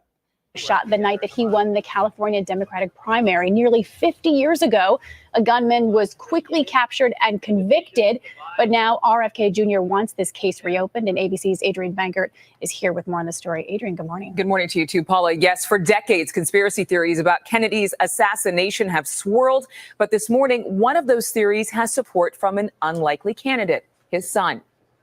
My thanks to all of you, and now it's on to Chicago, and let's win there. June 5th, 1968, one of the most shocking moments in U.S. political history. Senator Robert F. Kennedy assassinated minutes after winning the California presidential primary. He was allegedly shot by this man, Sirhan Sirhan, a 24-year-old Palestinian immigrant. Sirhan was convicted of Kennedy's murder in 1969, but this morning, nearly 50 years later, Kennedy's son, Robert F. Kennedy Jr., tells the Washington Post. I think this report, I think, is from like 2019. So that's why they even were talking about it. Because we know that today they are afraid of Robert F. Kennedy Jr. That after reviewing autopsy results for months, he met with Sirhan in prison for 3 hours, walking away convinced Sirhan did not kill his father. One major discrepancy in the reports, Sirhan had a revolver that held only 8 bullets, but audio recovered from the scene reportedly recorded as many as 13 gunshots. Paul Schrade, a campaigner working for Kennedy, was one of the 5 other people who were hit by gunfire that night. Sirhan was out of position, out of bullets, and could not have shot Robert Kennedy. My demand is a new investigation, an investigation of the second gunman, dead or alive, that they had never done and refused to do and didn't do back in 1968 and 69. Rest in peace to Mr. Schrade. He did pass away November 9th, 2022. And he never gave up on, he never let up on the fact that, especially with him being there and being wounded, that Sirhan was not the person who ended Robert F. Kennedy's life. That was his friend. That was his, his campaign. He was on the campaign team. This is somebody he cared about. And he was the one who got in touch with Robert F. Kennedy Jr. with like information. And he told him like, yo, man, I have to tell you this, that I don't believe that's who killed your father. And then he talked to him about why he said so, and then it prompted RF Kennedy Jr. to go and meet with Sirhan Sirhan. Again, I am not saying that man did not wound anybody, but there are questions, and this guy was there. But rest in peace to him. He did pass away. He was, I think, like 93 when he passed away. The younger Kennedy says that other evidence in the case doesn't sit right with him either, telling the Post, "My father was the chief law enforcement officer in this country. I think it would have disturbed him if somebody was put in jail for a crime they didn't commit." Sirhan confessed to shooting Kennedy at his trial, but has always maintained he has no memory of the incident. His lawyer had told him that he was clearly regarded as guilty, that he in order to save his life, because they at that time they had capital punishment in California, in order to save his life, he had to plead to the crime. And it's Schrade, now 93, who's been leading the charge to reinvestigate the killing since the 1970s. And it was Schrade who convinced Robert Kennedy Jr. to independently examine this case. He's hoping the Innocence Project will take it on. Meantime, Sirhan is serving a life sentence. He's been denied parole 15 times, most recently in 2016. Interesting development. And I think Robert Jr. Right. Police investigation This found there were person about here 8 goes shots. on to talk about the documentary that he did, but I have to go watch that documentary because this was done not too long ago. But I'm going to skip over to where they're talking. This is Sirhan, right? And they're questioning him. And so we're getting to the end. Don't mind at the time. This is probably like the 16th time that he's been put up for parole, right? I had consumed some 4 glasses of Tom Collins, and I'm not a drinker, so the Tom Collins to me was pretty much like a Kool-Aid or a lemonade. Did you feel like you were high at all or buzzed? That's the part that I don't really remember. You don't remember, but I remember wanting to drink to get some coffee because I just wanted to make sure that when I drove home that there's no chance that I could So remember that part of it? Yes, I remember. You remember wanting to get some coffee Yes. prior to the shooting? Yes. So what do you remember next? I remember being tackled by the people there, and they almost choked me to death, believe it or not. And I wish they had, because this thing would have. Well, that wouldn't have been right either. I didn't see Bobby Kennedy down. I didn't know what really transpired because they had me on the table, and I think that I came to or began to feel to sense what was going on. So what did you sense when they were choking me, Yeah. and they were saying "Don't kill him" or something like that. So you heard that? And I remember some words like that. Okay. And what did you think had happened? I didn't know what the hell happened. Were you nervous at all? I don't remember. The doctor said that I was in a dissociated state. I must have been either too drunk, too hypnotized, too much out of my senses to really be aware of what happened. And I'm not saying that to be dismissive of my responsibility, but that is really what happened. So, all right, we're not going to go back into the girl, although they said that he was with another girl. And so to end this, in the beginning of this parole hearing, he comes in and he says, they're like, you know, so you said you don't remember what happened in the case. And he's like, I don't remember, but listen, they said that I did it. So I take full responsibility for everything that happens. I take full responsibility. You know, I've been trying to be a better person, everything. Like, I just want to have peace in my life. Like, you know, he's humble, right? And taking full responsibility. That's what he says. And so now, hold on. They're asking and earn what that was located, and I didn't know it at the time. But I don't really honestly remember doing that. Mr. Chairman, if I may, just for a minute, Dr. Brown went into this crime itself, but a number of other these examinations of me and interviews, so that I can try to fill in these empty spots in my, he's really in my activities at the house. Hold on. So here's where they give him his. All right, we're back on record. Time is 5:30. In the matter of Sirhan, CDC number B as in boy, 21014. The panel has reviewed all the information received from the public and all relevant information that was before us today and have concluded the prisoner is not yet suitable for parole and would pose an unreasonable risk of danger or threat to public safety if released from. He's like, this person right here will pose an unreasonable public safety threat. This man right here. Prison. One of the things that we look at in your case here, in every case it's different, was the crime itself. The evidence is quite clear that the offense was carried out in a calculated manner. And we note with some degree of distrust, quite frankly, remembering parts of this and not remembering others, particularly the area that had to do with this lady that you had coffee with. And it seems quite clear in your planning that you focused on Mr. Kennedy, and your focus was bore out by him being killed. We do feel that you are minimizing your conduct in this matter. You have vaguely made references to any number of conspiracies, not only in the crime, but also conspiracy that the law enforcement somehow set you up. The CIA somehow set you up on this. The DA was a party to this. It seemed that as though, in your mind, everything that occurred in a negative way to you, you had some explanation that it was really someone else's fault. Most importantly, your lack of understanding of the impact of this crime was of great concern to us. You need to demonstrate. He also said when he came in, I know what this did to the country. Like he said that, like, I know the gravity of like what happened that day. The man said too that he would have rather they killed him, and when they were choking him out. That you're working on yourself in the area of self-help programming, in the area of anger management. Sir, I'm trying to give you, no, you're not. You're talking to your attorney and you're smiling. I'm listening to you. Okay.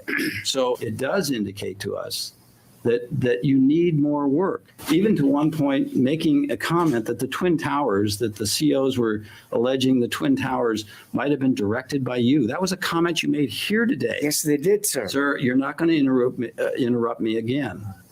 That is an immature comment to make in this hearing, interrupting me after I've told you time and time again not to, is again demonstrating impulsivity, a lack of control for yourself. Christ have mercy. I mean, just are you all like and you've never heard any scandal come out of this guy. Like you've never heard that he beat up anybody in prison or anything. Because trust me, if he did, we would have heard it. I'm sorry, you're apparently not seeing that.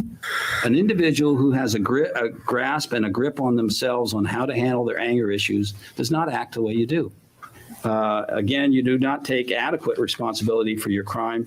The magnitude of this crime, as I said, is one that a nation mourned over, that politicians from that point essentially forward handled the way they interact with the public in a much different way. And I didn't see where you had that understanding. That is pretty darn significant. That you're looking quizzical, sir. And I don't understand. And I didn't invite you to talk. So that is of great concern to us. I'm glad to see that you are now cooperating with Sykes. You're going to the counselors, talking to them. But there were years upon years of you not participating in any of that. So I'm hoping your attorney has helped you out on that, because I think these are all all right, positive. this little thing says, okay, you can fool all of the people some of the time. You can fool some of the people all the time, but you can't fool all of the people all of the time. That's Abraham Lincoln who said that. So this is called The Taking of America by Richard Sprague. I have to look that up. A person or a group planning a coup d'etat in the U.S. would have a completely different job on their hands than Germany in 1930s, South American or African countries in the 20th century, or France in the 1890s, or Russia in 1918. It would be necessary to fool a majority of American people into believing that they were well represented and that a democracy still existed. Now, just listen to this. While at the same time, the coup group were in reality changing the country to suit their own tastes. It is the contention of the writer that this is exactly what happened over a period of time following World War II. The methods used to fool American people, certainly since 1963, and to some extent also since the end of World War I, have varied slightly as administrations changed. Okay. The main thrust, however, has been a constant erosion of civil rights and a swing of government away from the best interests of the people and toward big companies, banks, military, and rich individuals and families. The trend was slowed down briefly between 1960 and 1963 when Jack Kennedy attempted to alter the situation. He was assassinated because he did so. But you've only just started that, and it's been just recently that you exhibited the immaturity and argument. All right, this is the second page. The plan they adopted was again to create an environment in which it would be easy for an enemy like the Minutemen or the Mafia or certain local hate groups in California to assassinate RFK and get away with it by setting up another patsy. Available at the time was a CIA agent planted inside the Los Angeles Police Department. Strong influence was brought to bear on Chief of Police Ed Davis to remove all official protection for Senator Kennedy in the Ambassador Hotel, which was insane. The senator's coming and there's no cops around. Okay. Arrangements were made for the Ace Guard service to supply 3 extreme right-wing militant guards at the hotel to guard the senator after his victory speech. One of these was Thane Eugene Caesar, a known Kennedy hater and a friend of a group of Southern California Minutemen. He was also almost certainly a CIA contract agent or blind assassin. At the same time, another group was recruited to hypnotize Sirhan and to program him for firing some shots in Robert Kennedy's direction. 2 hypnotists and at least 3 other people were involved in the framing of Sirhan. Caesar killed Robert Kennedy from behind, while Sirhan was firing under hypnosis from in front of the senator. His program signal was given by a girl in a polka dot dress and another young Arabic man with them in the pantry. After the crime, the FBI, the CIA agent Manny Pena, and the district attorney's office, Evo Younger and Joseph Bush, and the Los Angeles Police Department, Ed Davis, Robert Houghton, and others, knowing the truth, all teamed up to suppress all other evidence except that which was aimed at framing Sirhan. The power control group has since wielded its influence to keep the RFK case under wraps. They pushed legislation through the California legislature to lock up the evidence. They put Thomas Noguchi, the LA County coroner, who wouldn't keep quiet about the autopsy evidence. Okay, now he wouldn't stop talking about it, which proved conspiracy, in an insane asylum. I have to look that up. They arranged for the FBI report on the assassination to be classified and locked up. They killed at least one person who knew what had happened. I don't know who that is. They controlled the media on the subject, especially the Los Angeles Times, through its owner, Norman Chandler, and his friend, Evo Younger, who became California State Attorney General. And so then this documentary pretty much ends here. So, that's pretty much the ending. So, I mean, again, it's like, you hear that, you saw that, right? So we always stay so focused on JFK's assassination, right? We were waiting for many administrations to release the documents for that. The first Bush administration, they had put together some sort of Kennedy Files Act that they were supposed to have the documents released under the Trump administration.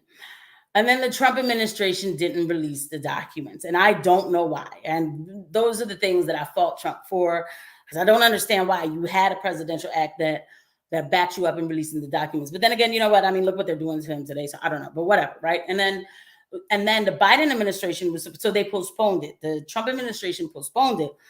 The Biden administration was supposed to put it out in December, and they postponed it too. So now there's a JFK group that's actually suing the Biden administration for the JFK files. But nobody talks about the Robert F. Kennedy files. Nobody talks about them. And I think that those are very important to find too. Because the fact is, it proves what we know, that there is a secret government that's controlling our country. I mean, and it's just simple that's what it is. I mean, it's been happening long before, probably, of course, before John F. Kennedy, right? But you have people who get in the way of that. Now, real quick to wrap up with Sirhan. So Sirhan, who has been up for parole 17 times, finally, there was a group that came and said he could, they granted him parole. They were like, yo, it's been long enough, he's very remorseful. He takes accountability, so he can have parole.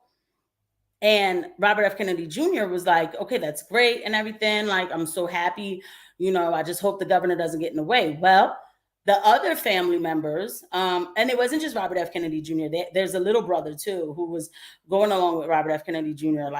Yeah, I met Sirhan, and I hope that he does get a chance to live the life this is what my father would have wanted. Well, guess what? The rest of the brothers and sisters, I think their mother is still alive, and on behalf of the mother, they got a lawyer and they talked to Gavin Newsom, who was already probably gonna put him back in jail anyway, and Gavin Newsom put a halt and stopped him from being free. He reversed the decision. Insane. And when they told Sirhan that his parole was approved, his words was thank you. Oh my gosh, I'm just gonna live a life of peace. I'm just gonna be out the way. He was so happy. He said he was so happy. And then it was psych, we're taking it back. How it's just that's yo, man, there has to be a God in order to be able to deal with such a struggle, such a persecution of your life. Yes, I'm going to call it that, because I know I still see the seriousness of that assassination. I see it more today, more than ever for me, but we don't have the full story. And there's been somebody who's been in jail as being responsible for something that I don't believe he did, period. Like there's evidence to prove it. And some evidence has been burned away. I mean, come on, like you said, Bobby, they destroyed the evidence where they had the 13 shots. With today's technology, they were able to confirm exactly how many shots. Right. They would, not only that, they would be able to probably confirm exactly what kind of gun it came from. Now the story is, hold on, I'm sorry. So now, Thane, Eugene Caesar, he actually died, I think, was it last year, or I think he died a couple years ago. So he is dead. But he apparently told his handler or something, like, because he was older, so he had like a guy who would take care of him or something, that he did it. He did tell him that he did it. And he also, the person wrote a book about him, basically saying like how he did it, but like in the last chapter took it back, you know what I mean? Because for liability purposes, it's like, they took it back. And I'm sure he probably made money off that book too. Now, when Robert F. Kennedy Jr., he wanted to talk to Thane, and he was going to go to the Philippines because that's where he was. He was in the Philippines. And so he was going to go to the Philippines to meet with him. But then right before, he was like, well, I'm not going to talk to him unless he gives me $25,000. Like, come on, you in the way. Like, never mind. You know what I mean? Like, because it's not even, and yeah, it's not worth it a little bit at that point, because it's like, okay, it's not going to bring my dad back. I know what I know. The thing is, the story goes that that after Robert F. Kennedy finished making his speech, Thane Caesar grabs him and is like walking him to the kitchen, the pantry, so he can go wave to everybody. So he's like right behind him, like has him like, all right, we're going this way. And then all of a sudden, you know what I mean? Everything happens and he's down. And remember, the bullets are supposed to have entered in close range, whether close or not. They certainly didn't enter from the ceiling. So there's enough, even with knowing that, there's enough to question this case. But of course, they don't. Now, so today, like when you look at it, it's so sloppy, the way that it's just so sloppy, even with the insurance of having Sirhan possibly hypnotized and then having the insurance of whoever else, because there was somebody else there. You know what I mean? There was just somebody else there. It's people, the witnesses, everything. We look at it today and we're like, well, damn, how people didn't know like something may add up here. But, I'm sure a lot of people did. But I think after such that kind of thing, they've not done something like that in America. Well, obviously they haven't, right? No other president has been assassinated, or a potential president has been assassinated, because it's just the coincidences, right? When I was younger, I used to think like, oh, I wonder why that happened. I was like 10, wondering, because I've always been inquisitive about a lot of things. And I used to think like, well, I wonder who did that. Like, why would they do that to both of them? And then you think about it, it's like, this is just too coincidental. Like, both brothers, y'all had to end them like that.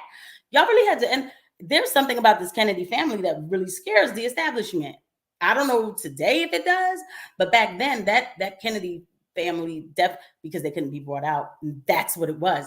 So so just thinking about it, like, Joseph Kennedy was a self-made man. He was not only self-made, he was powerful too, because he used to be a donor to people in both parties. Like, I'm gonna give some money to the Republicans, I'm gonna give some money to the Democrats. I am a Democrat, but when it comes down to it, I'm gonna have my influence everywhere. So when my kids need a job, I can call up so-and-so. He had money, and he made, because he hit big in the stock market, so he made sure to have his name, have his influence everywhere. So somebody who comes from that kind of money, these kids, they're coming from, they had houses everywhere. I mean, you hear RF Kennedy Jr. talks about, well, because he had the summer White House, when we were down, somewhere Cape May or whatever. And I'm just like, damn, they had sailboats. I mean, these are not poor people, they're not middle class. These people were affluential. But the thing is, they still weren't part of the group. They were still outsiders, right? And we see that today.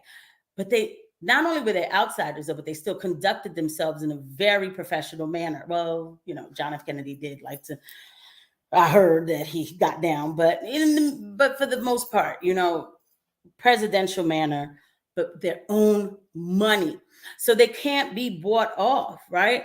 So when John F. Kennedy says, I'm going to dismantle the CIA, it doesn't matter who comes to him with however much dollars. He's going to be like, I don't care. I don't need it. There's not enough money in the world. I have my values. I'm good. I'm going to dismantle it. So he has to be taken out. When RF Kennedy says, I'm going to dismantle the CIA, and I'm going to end the war. Okay, so we got to take you out too, because you can't buy them out. You can't. This is, in fact, a person who's actually working on his own. I truly believe that. I do believe that. Just listening and just going back and looking at footage. So I definitely believe that's the case. That's what happened, and we know. So now I have to go back and look at the Vietnam War and what was going on with that. But RFK Jr. RFK was going to end the Vietnam War. Now today we have RFK Jr., who is running on ending the Ukraine war.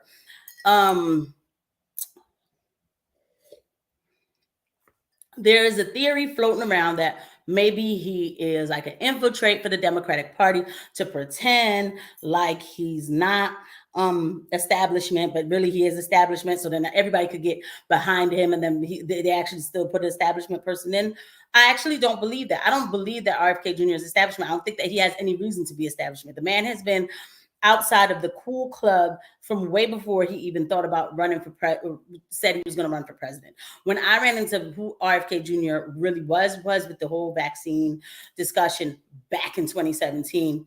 And he had already been talking about all of that. He's not the guy that to me needs to be bought off. I don't think that there's a Kennedy who would, with these men, if they said that they were running for president, would be easily bought off.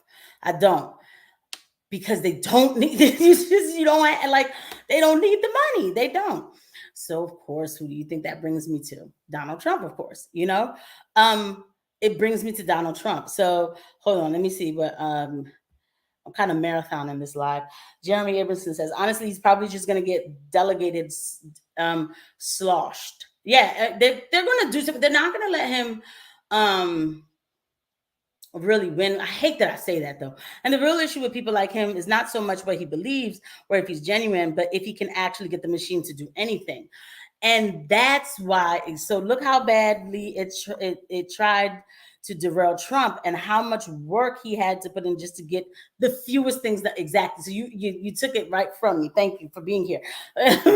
So that's exactly what I was going to say.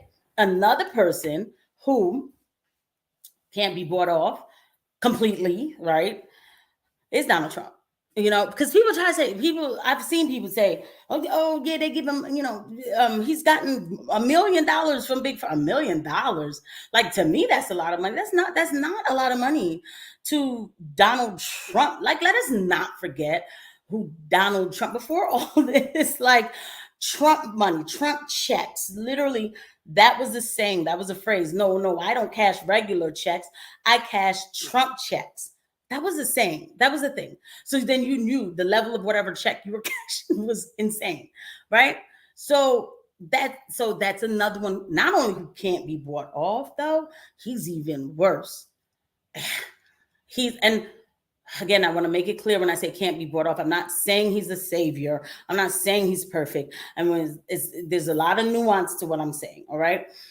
But the other problem with him that's probably even worse than RFK and JFK is that he was not a politician at all. Like, at all. Because he wasn't. I mean, the man was like he's not, like, at least the other two, so JFK, he went into he was a congressman, and I think, did he go, was a congressman and then senator, and then he went to president, or was it congressman then president? I can't remember. But his father was like, matter of fact, they had an older son named Joseph, and he died in a plane crash, I believe it. I think he died in a plane crash. So he was supposed to be the president, but then he died. So because the father was like, one of y'all are going to be president. Like, can you imagine that you just look at that? First of all, it should be like that. One of y'all are going to be president. And one of them really was president, they could have had two. But so, and the father knew he knew he was placing his children. The man was very powerful himself too. It's just that I don't think that the Kennedys use their power for negative things that I can find. I'll put it that way. So at least though they were already in the political space, but then started finding out about the secrets, still was finding out about the secrets. And they didn't, if you hear John F. Kennedy's speech, he said there should not be secrecy in a country. He could see where things were getting ready to go, showman or not. And he was a little bit of a showman, but he had his flaws, right? And so Jeremy says his ex used to call Trump her sugar daddy because he got that Trump money. But so to go back to Donald Trump is not a politician. And he didn't start as little old congressman. I'm going to be a mayor of New York. He was like, I'm going to be president. President. What? What? You didn't move up the ranks? Because when I ran for senator, people were like, oh, maybe you should start with councilwoman. And I'm like, no, I want the big dogs, but I didn't know what goes into it. Whatever. It's a learning experience. I'm not done with it. But he didn't go up the ladder. He said, I'm going to be president. And he really was. So he wasn't supposed to be there. And if you think there were secrets back then, there's secrets now. And it's not, again, just the secrets. There's a lot of stuff is in our face, like with the military industrial complex. Donald Trump does not like NATO. He doesn't. We've heard him say this. And if somebody else hears me talking about this, all of a sudden, like DeSantis lovers or whatever, or people who are so intelligent that they missed the mark, it's all a big show. I hate when people say that. Okay. He didn't like institutions. He didn't like NATO, but I don't think he understood how to dismantle NATO. I'm not going to go into what was in his mind. I wasn't there, but I'm just saying there were a lot of things he wanted to get done. And like Jeremy said, he had to fight hard to do the fewest things that he did do. He had to fight hard to do it. He had people around him who were helping him, but really going behind his back and making other decisions. And for the people who say, oh, well, he's president, he should have known, You ever run a country? I don't know. I'm just saying, a nursing assignment with 8 patients is already a lot for me, and I'm still trying to keep up with everything. Running a country, I can't imagine that I'm going to know every little secret that's happening. And then when I have people who I put in place to be in charge of this position, and then they're going behind my back, he wasn't part of the cool club. So that's how that happened. The serial lie is a great example. Exactly. Thank you, Jeremy, because I always bring that up too. The serial lie. Yeah, or we pulled out the troops. They didn't. Or saying that, well, we don't have enough troops to pull out. They lied to Trump. And then in December of 2020, on his way out, he fired some people over that. And then what did the newspaper report, or the magazines, the corporate press, they said Trump has lost his mind. He's mad that he lost the election. I mean, look at how he's saying that he didn't lose, and now he's running around just firing people for no reason. I remember Trump fired a bunch of people from the CDC. Hold on. Because people don't remember stuff. But everybody who says Trump, the jab, Trump, he sold us right out to big. Trump fired a bunch of people in the CDC. And what did they report? They said, in a time of a pandemic, Trump is firing people from the CDC. Oh, he's a bad guy. You know what I mean? He took us out the WHO. Oh, he's a bad guy. People think that he only took us out of the Paris Accords. No, he took us out of the WHO. I remember I was in my car driving home. I heard it on the radio. They were complaining. I threw my hands up. I was like, oh, I was like, as my president, I am not voting for anybody. There was never a question. He took us out of WHO. And they reported that like he was a murderer. They called him during the time of the pandemic, every time Trump said we need to open up, they called him a murderer. They said Donald Trump is trying to kill you. Literally, that's how they said it. Donald Trump is trying to kill you. Then I knew doctors, psych doctors who I was sitting next to, who would say, our president is only worried about money. He's not worried about lives. He just wants to open up. And I used to be like, this is a psych hospital. Like, we're supposed to think about things holistically. We know the society can't run like this. How do you think it's okay that everybody should just stay home and be locked in and just stop living and then be told to be afraid and then and everything is just okay? Like how's that okay? So you don't think that's gonna mess with anybody's mind? Wait a minute. I thought I worked with a team of psych doctors and nurse practitioners, and any other time we figured out a care plan of isolation and what kind of anxiety that brings. But now it's just gonna be okay. Everybody's just okay with it now. I can't believe the world that I was living in. Hold on, y'all. So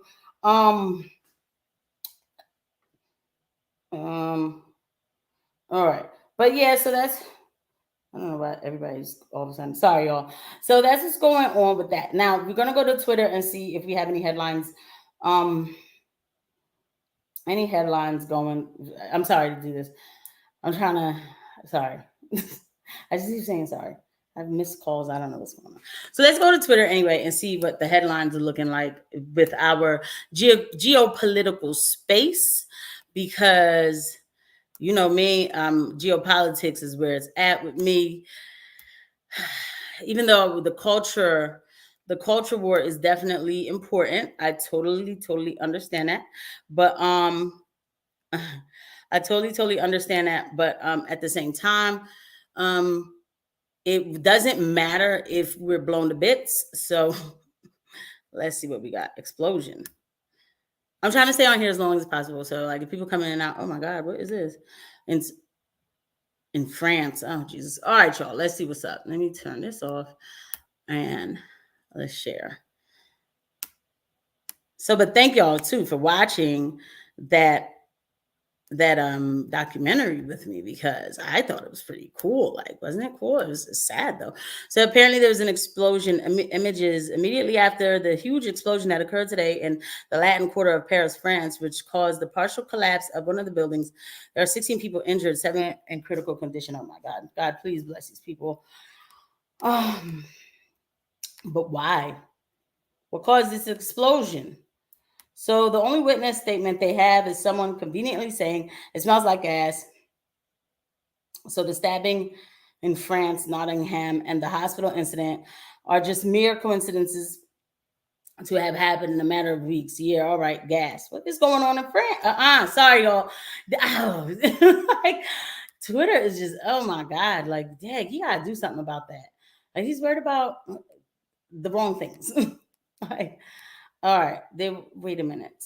I saw the Ukraine was trending. I just want to see what's going on in Ukraine, because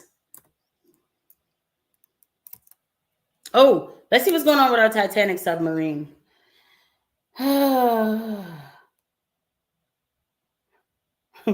Literally no one, me and my coworker about the Titanic submarine, because Twitter made me a Harvard biologist in the last 24 hours. It's not funny. Like, it's definitely not funny, but this hold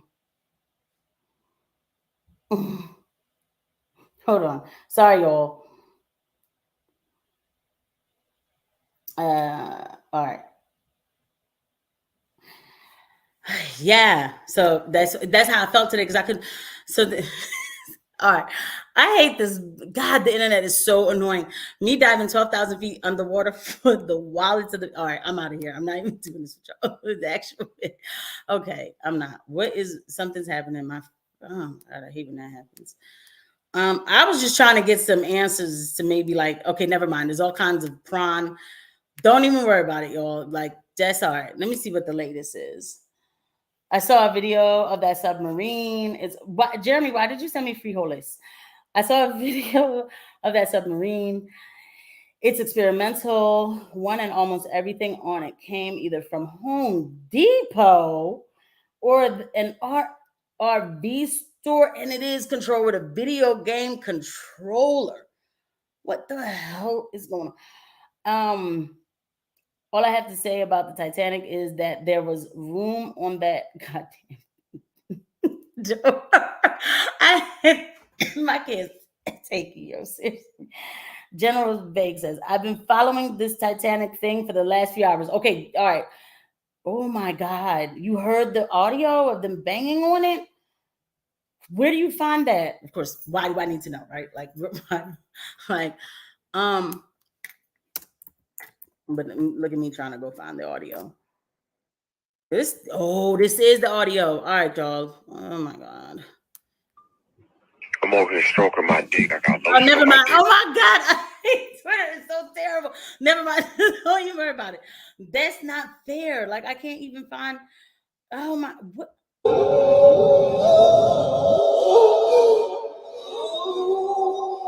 That's not it either. Like, never mind. It's so annoying. No, this is it.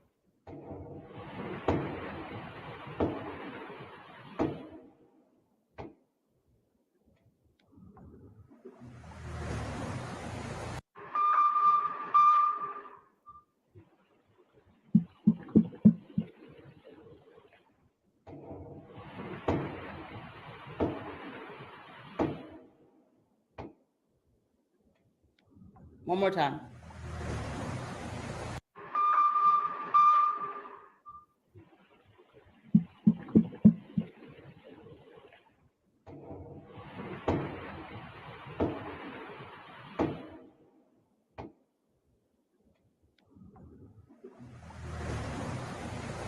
That's crazy, man.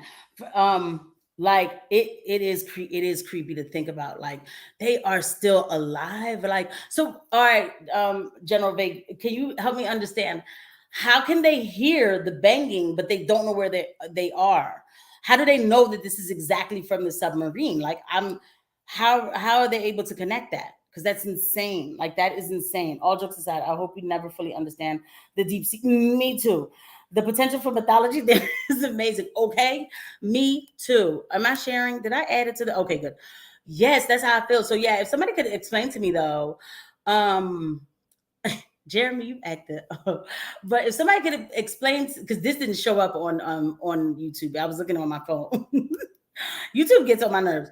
I don't think they know for sure, but it was a noise from the same area. Okay, so then how come they like can't go down to that area? Because obviously they can't be so far down to the floor of the ocean that they're still alive enough to bang the door or whatever. Because my assumptions would be that that if they were to the actual like lowest part of the ocean floor, I would feel like the pressure would like implode on the submarine, because I mean it's made from, you know, things from Home Depot and the RV store, so it's not that it's that much it's secure, right? We're not talking about real metal here. We're probably talking about a tin can. I mean, this is insanity.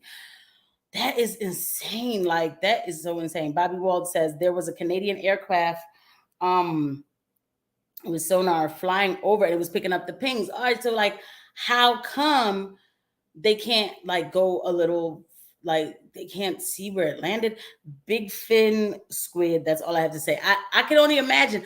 I mean, I don't want to go down to that floor either. I've never even thought about any of this until today. So they have about 30 hours of oxygen. They still have 30 hours of oxygen still left, because I'm really praying for these people. I'm like, God, can we just have just a miracle? Because Father God, like, I'm sorry, like, I just can't even put it together. Like, yes, there you go. Yes, General Vague. At this very moment, I'm just imagining the sort of conversations they're having down there. Yo, man, like, what do you talk? Like, me and my best friend were talking about this morning, where I was like, you know, I was like, what are they even saying to? Like, what do you say? Like, what do you even say? What do you do? Like, Jesus, like, you know that this is it. Oh my gosh, that is so insane. I mean, the fact that they hear the pings, I mean, maybe that's a good thing, you know? Also, yeah, I never thought about the floor of the ocean. And this does not mean that they deserve what happened at all, right? So, the thing is, like, I don't need to see the Titanic. Like, okay, so let's just separate it from what's going on with them, okay? There's no scenario that I could ever think of where somebody says to me, we're going to go down and see the Titanic, where I'm going to be like, you know, where I'm going to be like, yay, that sounds exciting. Let's go. I can guarantee, and now, of course, especially after this, but I can guarantee that I would be like, no, I'm not doing that. Oh no, Casey, you want a free trip to the Titanic? Give me the dollar value, or just don't even worry about it. Like, don't even worry about it, because there's just no need for me to. I don't feel the need. I don't feel the need. I don't. And in my religion, it's like you just leave the dead with the dead, and the Titanic is just a bunch of dead stuff. So there's no need for me to go down there trying to rummage around with it. I don't think that they have that long oxygen, because once things went wrong, I'm sure they panic, and that eats air up fast. Yeah, all the hyperventilating. So any sound, well sound, fish bouncing off hull, explosions, whether subrelated or like volcanic activity, will travel very long, but sound unearthly. Yeah, I see what you're saying. I see what you mean. They don't even get to see the Titanic with their own eyes. They literally be watching it on a screen from inside. I didn't even think of it. So wait a minute. They didn't have like scuba diving gear to go. Like, can you imagine? No, I could watch it on the movie, but the pings could be real, but they could be another vehicle entirely. Obviously, every Navy with access to the North Atlantic has subs all over the place. That's true. Yeah, you're right. I mean, that's true.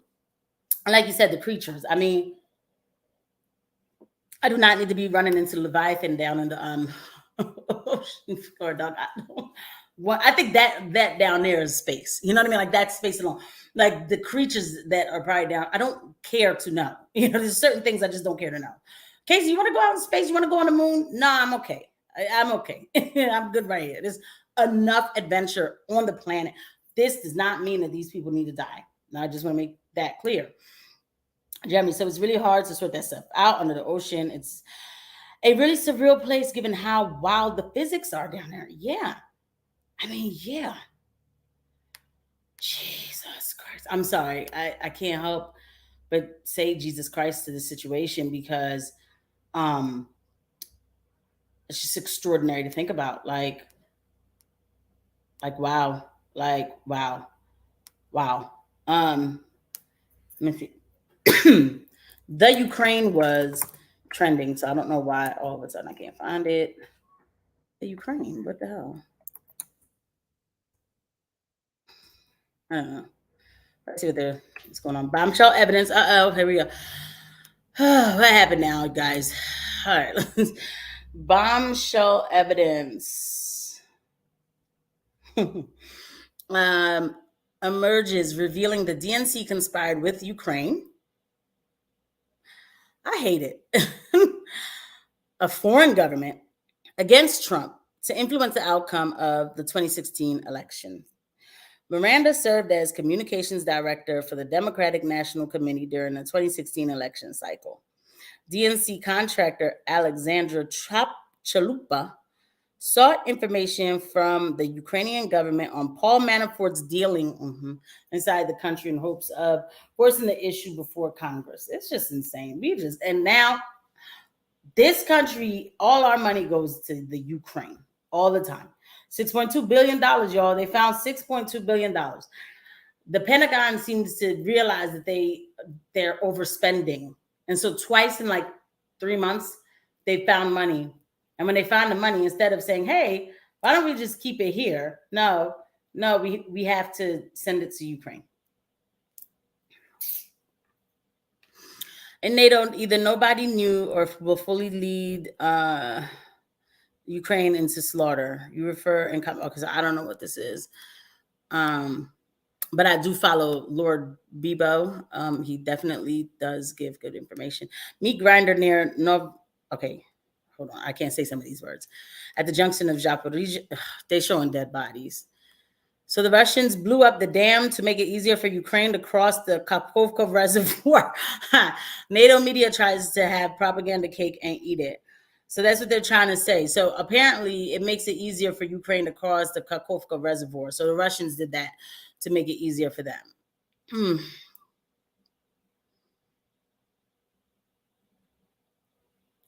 I don't know. I mean, I know, right? It's just the same thing. Okay, all right. And then after this, let's just go ahead and leave this situation alone.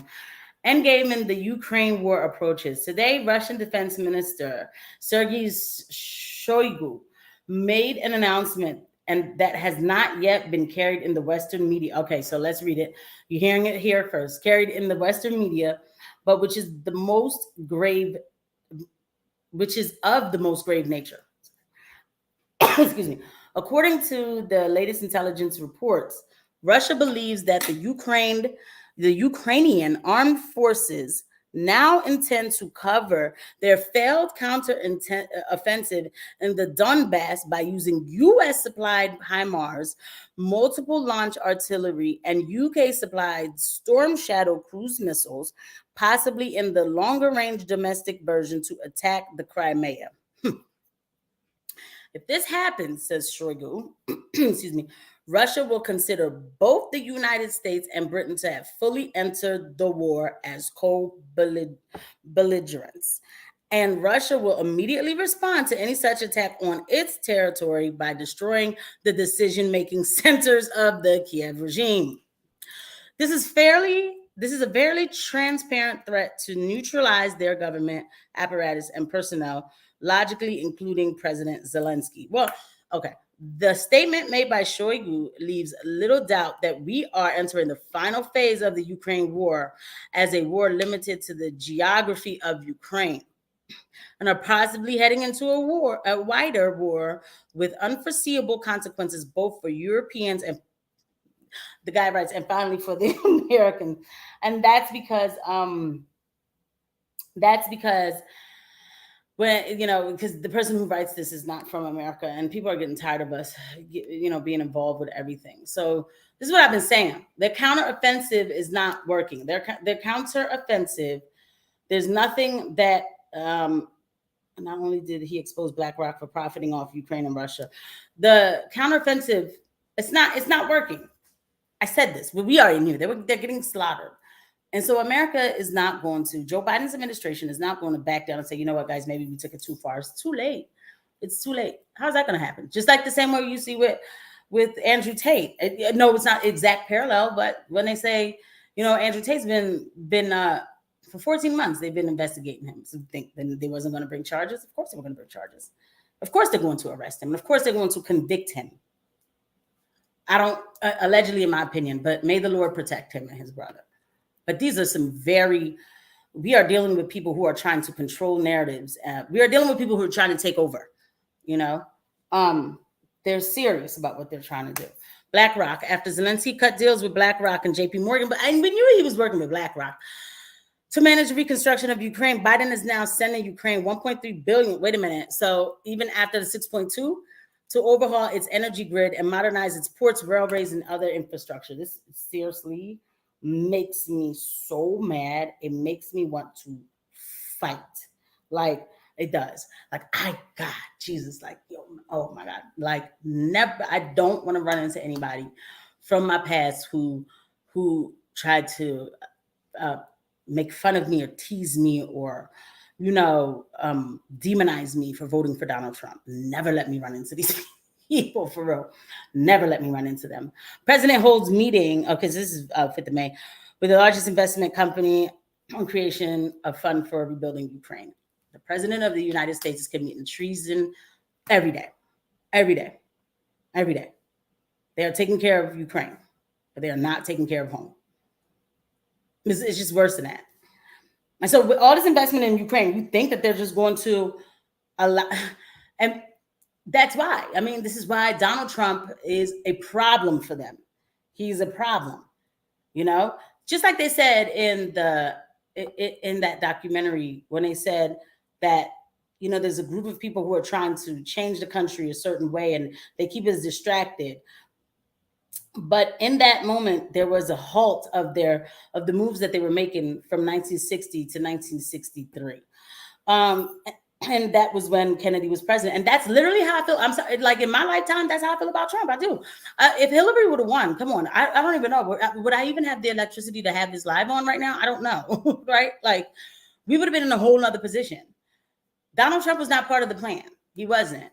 And that's not, praise. It's just the truth. Darwin Awards all around, that's for sure. I'm late. I hope I didn't miss too much. No, I mean, I'm just still on, just kind of talking for time, but I might end this now and probably come back on later tonight at like 9. I'm trying to also get my watch time hours up while I'm off from work. So, take advantage. But if I come back on tonight, I'm not going to talk about I'll just talk about like current stuff, and we'll have maybe updates on the Titanic submarine, and just talk about just like a really chill live, like not too heavy, depending on what happens today. Jeremy says, "Quoth Dom Lucre." Yeah, Dom Lucre. Did anyone on the missing sub know Hillary? I know, right? Like, because it just seems like, I mean, you just never know, because what the heck happened? But then again, when you hear that it was made with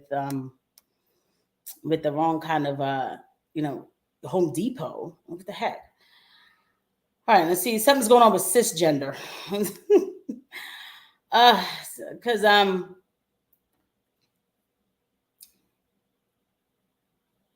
okay.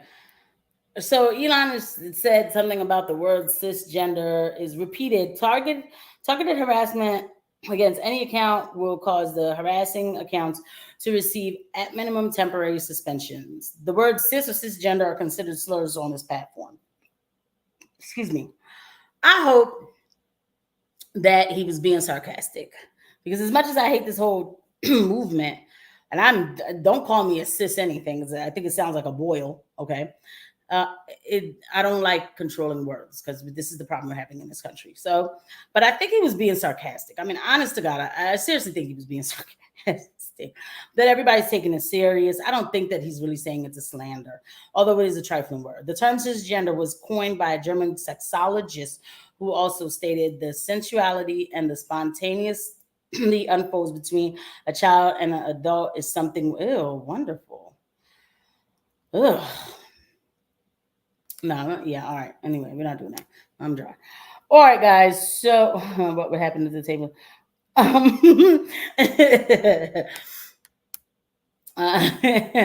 That's funny. Jerry's conservatives. What would happen if the tables were turned? Elon, I'm about to turn these tables. I don't even want the tables turned. I think he's joking. I don't think he's. Oh, General Beck, you don't think he's being sarcastic? For real? I think he's being sarcastic because that's insane. I mean, I don't look.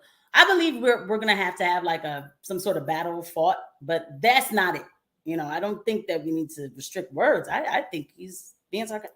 I sure hope he is. I don't believe in doing that. Now, to end off the live. Oh, I almost hit end, y'all. All right, let me stop sharing. So we're coming to the end.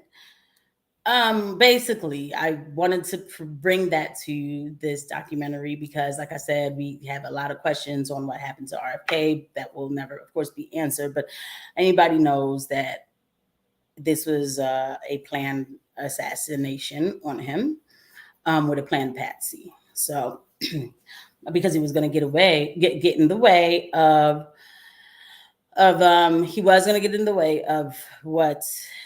We have to find a name for this. I guess the deep state, we'll call it that for all intents and purposes. He was going to get in the way of their plan. Now today, the deep state has gone global. It probably was always global. And there's a global movement to purge and get people out of the way so that the global forces, the one world order can take over. That sounds heavy. It sounds really heavy. I don't mean to be so heavy, but it's the truth. After a while, these things are just going to sound heavy. In Britain right now, they are pretty much purging their parliament of anybody who thinks differently from them, even for a second. I was watching that on the Duran. And like I said in my video about Andrew Tate, they always go for a controversial figure who people can have the argument of if they're a good person or a bad person. And which is the waste of time argument, because Boris Johnson, for all the lies that he did tell with the whole Partygate and everything, they have suspended him from the House of Commons or something like that. They suspended him where he can't speak in Parliament for like 90 days. There's a lot of like, they're like pulling people out.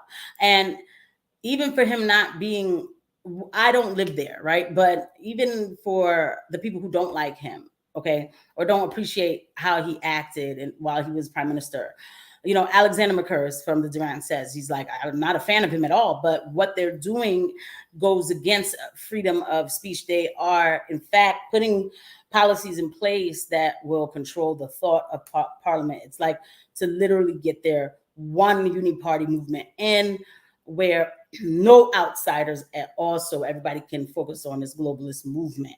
And so it's happening fast over there in the UK, he's saying. And he says it's not as happening as fast in America because we have a constitution, something that people take totally for granted and something that is being circumvented through agencies and bureaucratic agencies and policies and everything else. So that's why it's not happening as fast here, but you can see it though. And of course, like I always tell you, Trump is the main guy who you see it. I drive it home all the time because what people need to understand is it's not about, oh, we got to defend Trump as a person. I don't know him. But what's happening to Donald Trump is also for us to know. Like if it ever came a time, like I always say, that we need to remove certain people in the government and then bring we the people into the government. Well, how does that work when they'll find something on you and they'll prosecute you for it? Like, how does that work? So it's the principle that you defend. It's not about the person, it's the principle. Anyway, guys, thank you for watching. And what y'all say? Y'all, what about Elon? That's a problem with Elon, and it's a problem that I hope never goes away. It's hard to know when he's trolling us. Yeah, I know. Like, it is hard to know. It is hard to know words. Thank you for coming through, though. All right, I'm gonna go ahead and end this live, and maybe I'll come back on later. If I do, I'm just gonna turn it on and come back on, but that'll be like later at 9 o'clock or something. Thank you, everybody, for watching. I'll see you at the next one. Bye.